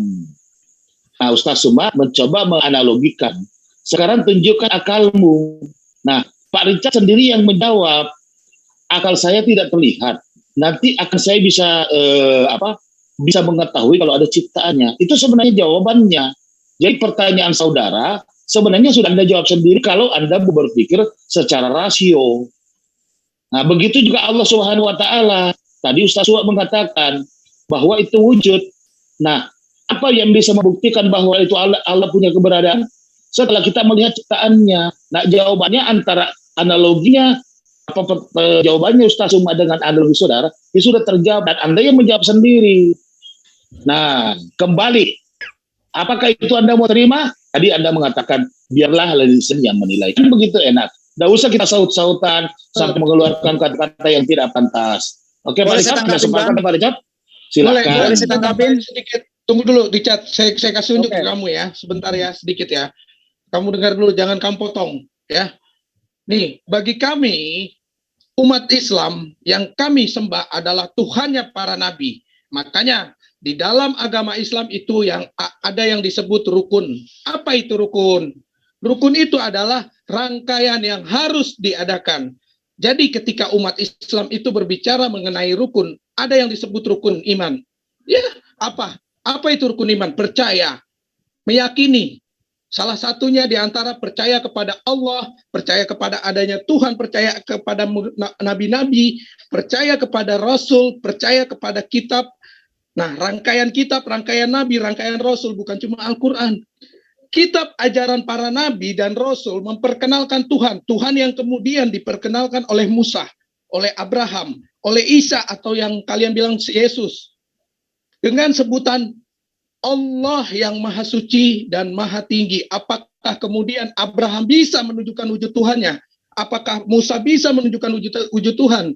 Apakah Isa yang kamu bilang Yesus bisa menunjukkan wujud Tuhan? Wujud Tuhan itu nggak bisa ditunjukkan. Semua nabi tersebut mengajarkan wujud Tuhan itu tidak bisa ditunjukkan. Objeknya tetapi ada. Itulah yang kami imani. Nah, maka muncul tadi pertanyaan dari Gurunda. Gitu. Sekarang saya mau tanya, apakah pertanyaan dari kami ini, apakah kalau Kristen menuhankan Tuhan yang berwujudnya bisa dilihat di muka bumi, maka saya ingin bertanya kepada kamu Richard, apakah Yesus itu bertuhan? Tolong dijawab. Bisa nggak dijawab? Yesus itu bertuhan apa enggak? Ya. Yesus itu bertuhan atau tidak? Yesus. Ya. Yesus itulah firman yang menjadi manusia. Saya nggak nanya itu Yesus bertuhan atau tidak. Dan Tuhannya, Hebatmu di situ, Jabat. Hebatmu di situ Ya. kau loncat kodok. Jadi begini Bang, saya tanggapin dulu tadi pernyataan Abang yang tadi. Kalau tadi Gurunda Juma menyamakan akal manusia dengan Allah itu sangat jauh berbeda. Secara ilmiah pun itu sudah salah. Karena apa? Kalau Juma menganalogikan firmannya dengan akal saya itu sama. Tetapi kalau Allah dengan akal saya itu berbeda. Karena apa? Saya katakan seperti itu. Kalau akal itu bukanlah suatu pribadi. Itu Sedangkan analogi, itu Allah itu analogi adalah pribadi. sederhana. Tunggu Itu dulu Bang. analogi sederhana. Jangan Pamil, Nggak bisa Anda menganalogikan seperti itu Bang. Tetapi kalau Anda bilang mengatakan dunia inilah sebagai bukti dari firman-Nya Allah, betul. Mobil-mobil inilah dan pesawat inilah bukti dari akal manusia, betul. Tetapi bukti dari keberadaan Allah itu tidak pernah dibuktikan keberadaannya di dalam umat Muslim. Makanya itu yang saya pertanyakan. Anda harus merujuk. Kalau mau berpikir secara rasional, sudah Pak, saya jawab. Kami sudah tangkap. Ibrani 11:1 coba baca. Ibrani 11:1. Diberikan sebuah perumpamaan, Pak Richard. Diberikan perumpamaan bahwa seperti itulah mengenal sesuatu yang kita tidak lihat. Bukan kita menganalogikan antara akal dengan Tuhan itu sama. Artinya itu kan firman-Nya, Bang. Sebentar. Dunia ini firman-Nya, Bang. Sebentar. Kita enak kalau kita ngobrolnya itu satu-satu kan. Jangan sahut-sahutan gitu loh. Kayak pasar aja gitu loh ya. Begini maksudnya, bukan kita mensetarakan antara akal dengan Tuhan, itu tidak sama sekali. Cuma diberikan perumpamaan supaya Anda bisa memahami dengan baik. Yang tidak terlihat itu tidak berwujud. Kan begitu. Itu intinya. Jadi bukan menyamakan Tuhan. Tadi Anda jelas sekali sebenarnya kalau orang yang punya pemikiran rasional dan berpikir secara logika, itu langsung dia bilang, oh iya ya. Tapi Anda sebenarnya mau mutar-mutar saja. Anda tidak mau menerima pendapat orang lain. Nah ini yang tidak baik dalam dunia diskusi, gitu loh. Kalau seumpamanya ada itu logika, ya diterima. Masalah kepercayaan Anda mau sembah siapa itu urusan kedua.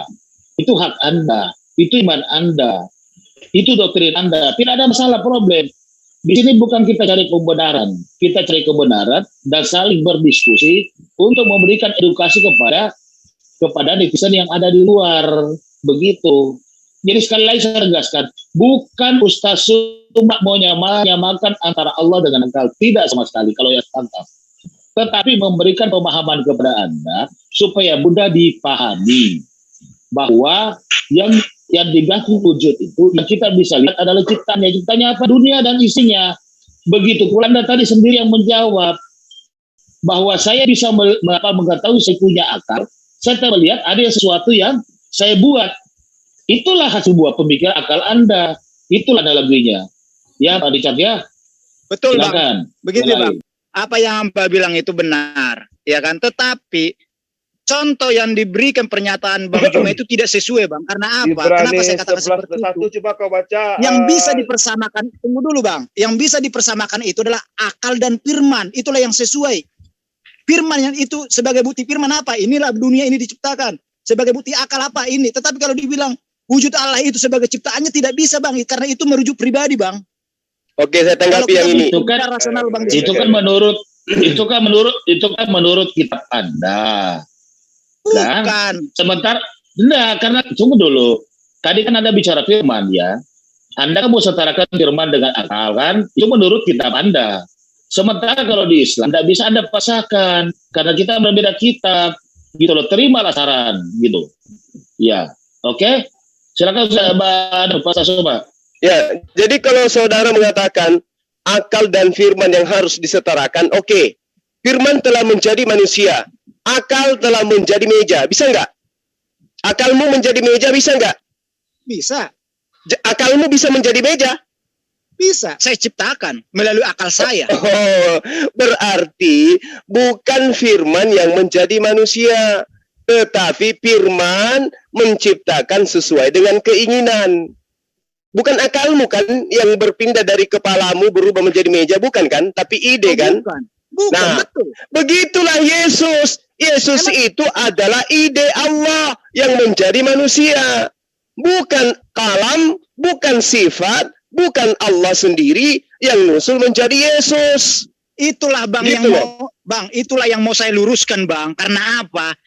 Tubuh apa Yesus yang itu ingin kau adalah luruskan? firman yang diwujudkan menjadi manusia. Bukan maksudnya firman itu. Maksudnya firman itu apa? Firman itu apa? Begini, Bang. Tuhan atau apa?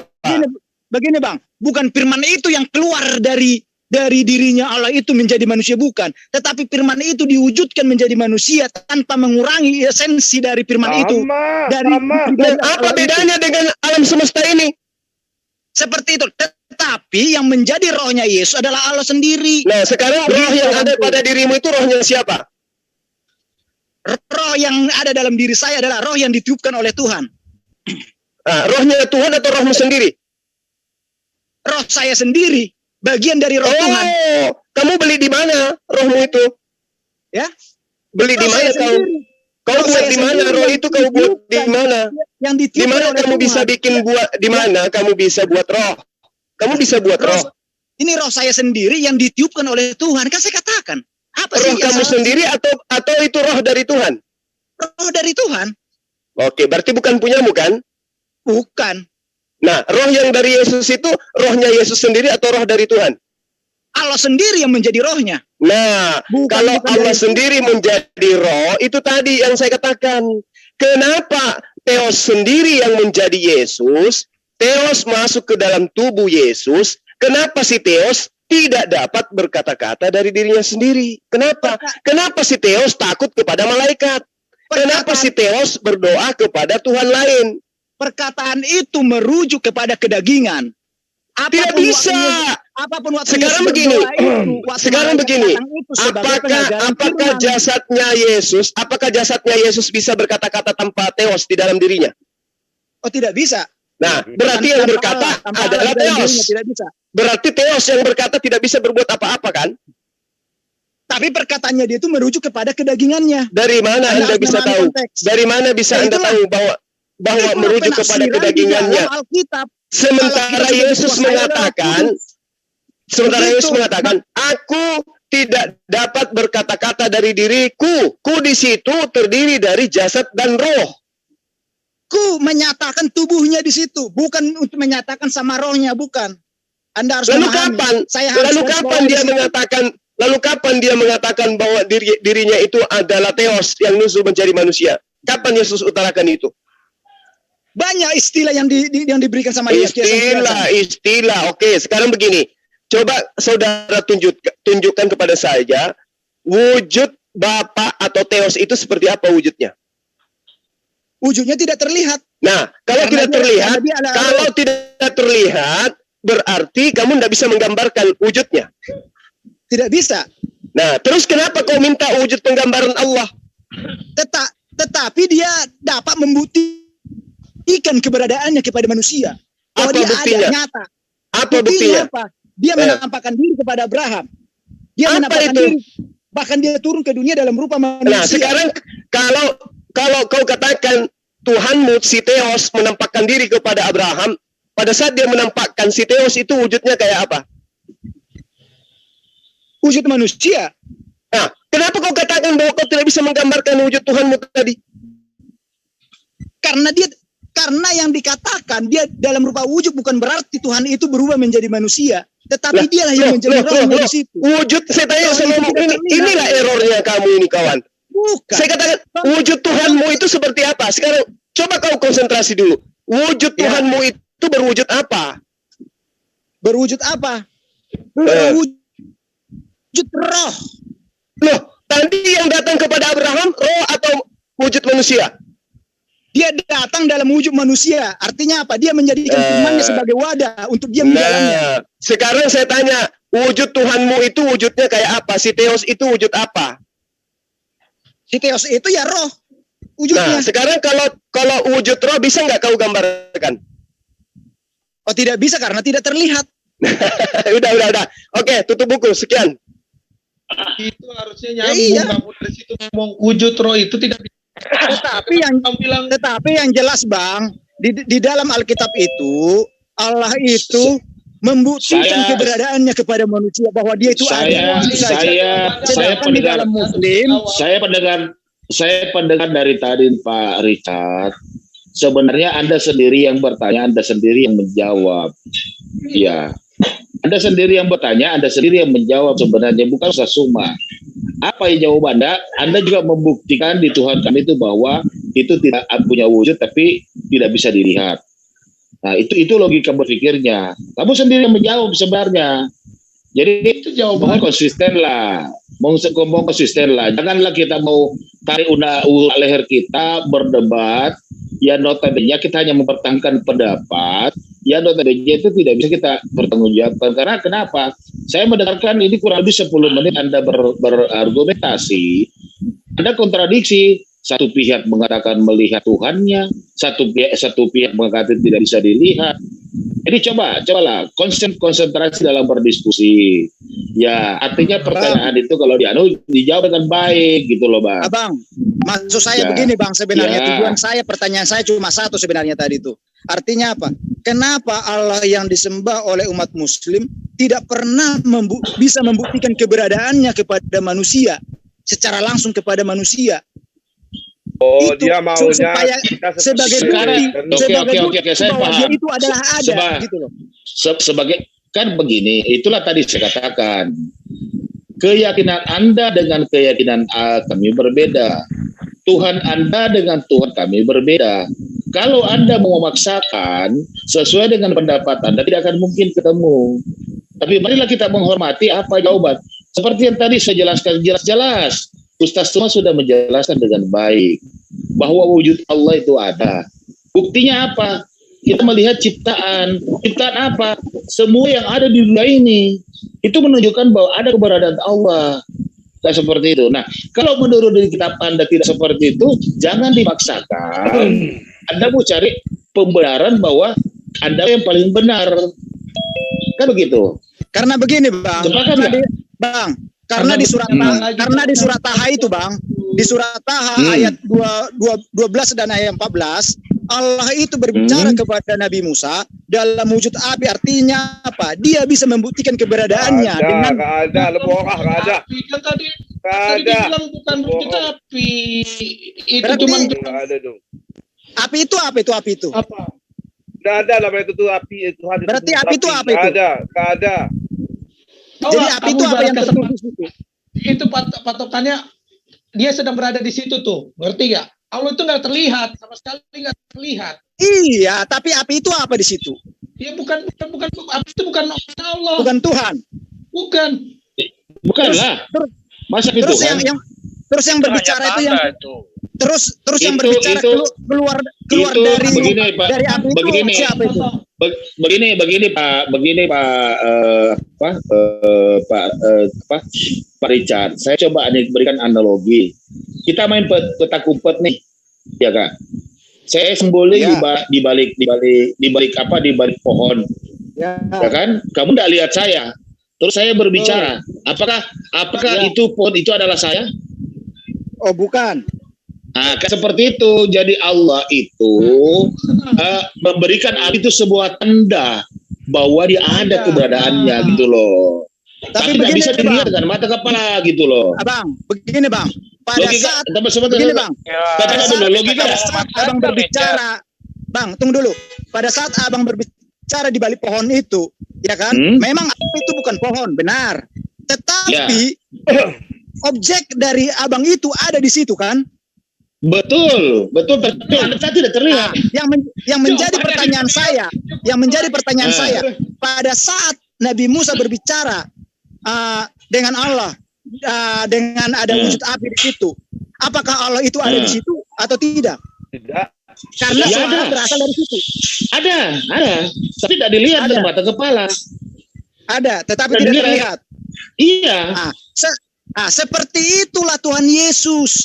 Dia ada di dalam diri Yesus, tetapi dia tidak terlihat.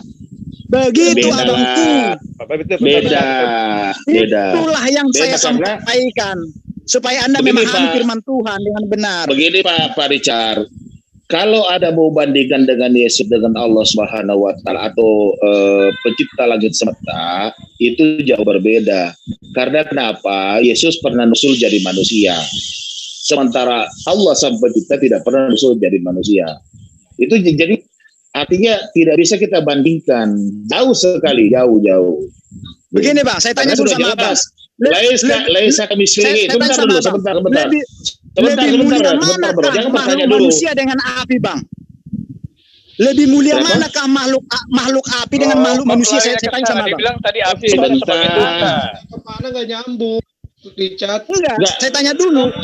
Enggak, jangan kita membuat begini Pak Richard. Jangan membuat pernyataan yang bisa menimbulkan pertanyaan. Buatlah pernyataan yang betul-betul bisa membicarakan netizen kepada yang ada di luar. Nggak usah kita ajarkan kepada kami.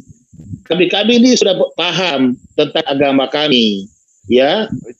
Kami sudah paham tentang model bahasa. Iya, kan tadi Abang bilang pada saat api itu berbicara, Abang mengatakan Allah itu ada di situ. Tetapi api itu bukanlah Allah, kan gitu kan? Bukan api yang Allah itu ada di situ kan? Api yang bicara, bukan api yang berbicara itu. Bukan api yang bicara itu loh ya, bukan api yang bicara. Tetapi suara itu keluar dari sekitar api itu loh. Itu kan patokan, api itu patokan, ngerti ya? Silakan Anda baca. Saya sudah berikan analogi. Saya sudah berikan analogi, Pak. Saya sembunyi di balik pohon. Saya memanggil Pak Richard. Pak Richard. Tapi Anda kan tidak melihat saya. Anda cuma melihat pohon. Nah, seperti apakah itu saya itu adalah pohon? Kan tidak. Tetapi ada Abang di situ.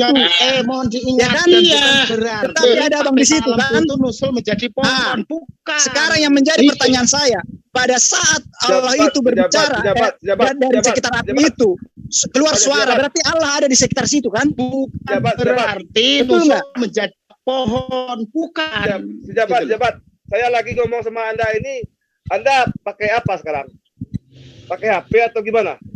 Pakai HP. Oh, terus suara saya bisa dengar enggak? Bisa jelas Bang. Tapi apakah saya ada di situ? Ya? Apakah saya ada di situ? Oh, tidak ada. Sama kan? Ya kan? Itu dia jawabannya. Saya keluar dari situ kan? Gak usah putar-putar lagi, itu dia jawabannya. Itu bukan berarti Bang Emil nusul menjadi HP, bukan. Tetapi begini saya Bang. lagi ngomong dengan Anda sekarang. Ya. Apakah saya harus ada di depan Anda? Oh, tidak. Enggak kan? Enggak. Iya. Enggak sama itu. Itu. Berarti HP itu tidak sama, Bang. Kenapa, Bang? Bukan. Kenapa saya katakan, Bang? HP Anda itu Bang. saya. Bang, begini, Bang. Bang, begini, Bang. Ini handphone, Bang. Tunggu, Bang. Ini handphone, ya kan, alat elektronik yang diciptakan bisa mengeluarkan suara. Itu. Tertentu itu. Sama. Anda harus memahami di situ, Bang. Makanya ketika Allah itu yang didengar oleh Musa itu bukan berarti Allah yang ada di situ. Sama dengan Anda dengan saya sekarang. Anda bicara dengan saya sekarang. Allah itu ada di Allah itu ada di mana? Di arsnya. Kalau lu tanyain tuh Di arsi, kita tanya. Emil di mana? Terus kalau di arsi kenapa suara Bang? Enggak, lu tanya gue sekarang di mana? Enggak, lu tanya gue sekarang di mana? Bang, Enggak, lu tanya sekarang gue di mana? Atau gini aja, saya kasih analogi yang sederhana saja. Bang, begini Bang, jika memang Allah Subhanahu wa Ta'ala itu ada di arsy Bang, ditatanya, maka suara itu pasti keluar dari langit Bang. Dengan segala maha kuasanya Allah itu bisa. Saya kasih maha itu itu kan asumsi Bang. Jangan kamu asumsi maha kuasa. Jelas suaranya keluar dari sekitar api itu kok. Pak Richard, saya kasih lagi analogi yang lebih sederhana lagi Pak Richard. Itu matahari menerangi bumi, itu mataharinya turun enggak?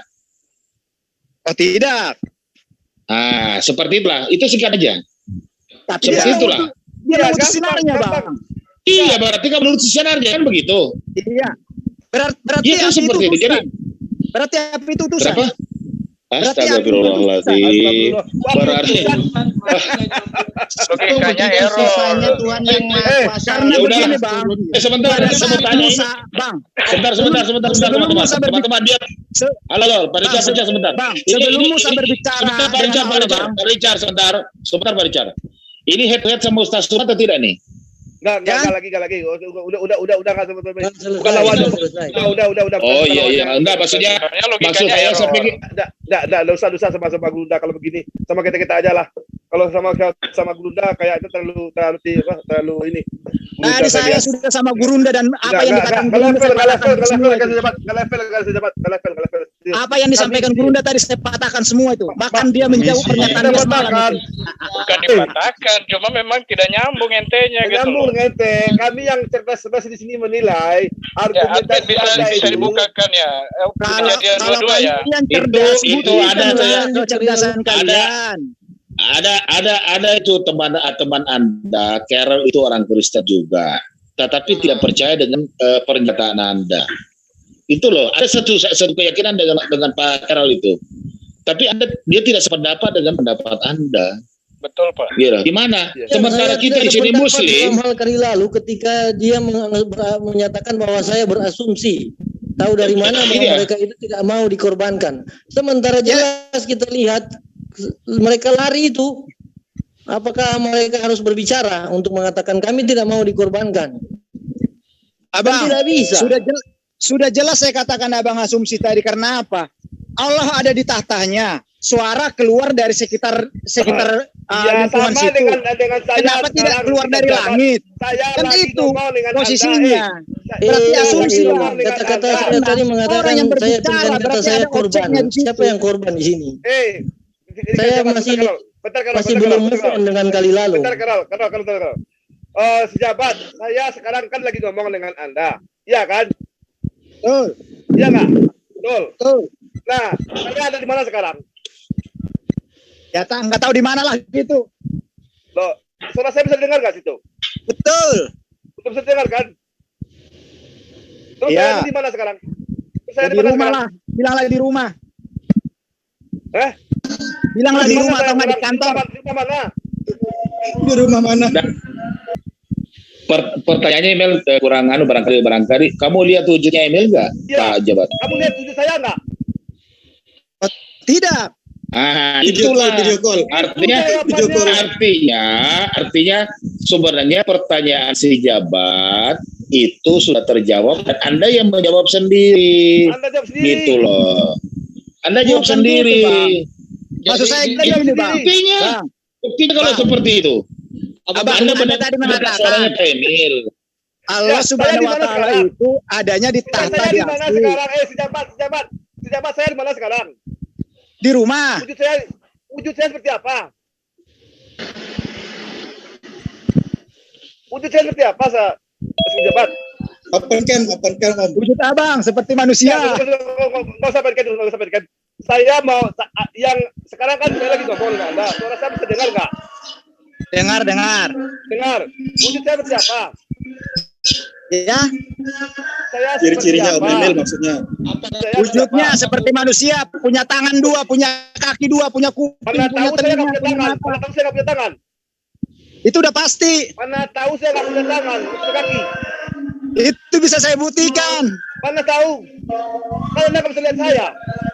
Hah? Nah, dia Karena saya dikasih kelihatan untuk melihat abang. Tidak bisa menerima analogi seperti itu. Yang jelas itu hari ini terjawab sudah kalau Tuhannya si Jabat itu sudah nyusul menjadi manusia. Sudah pernah terlahir, sudah pernah dikandung 9 bulan. Itu sudah ditunjukkan sama si Jabat.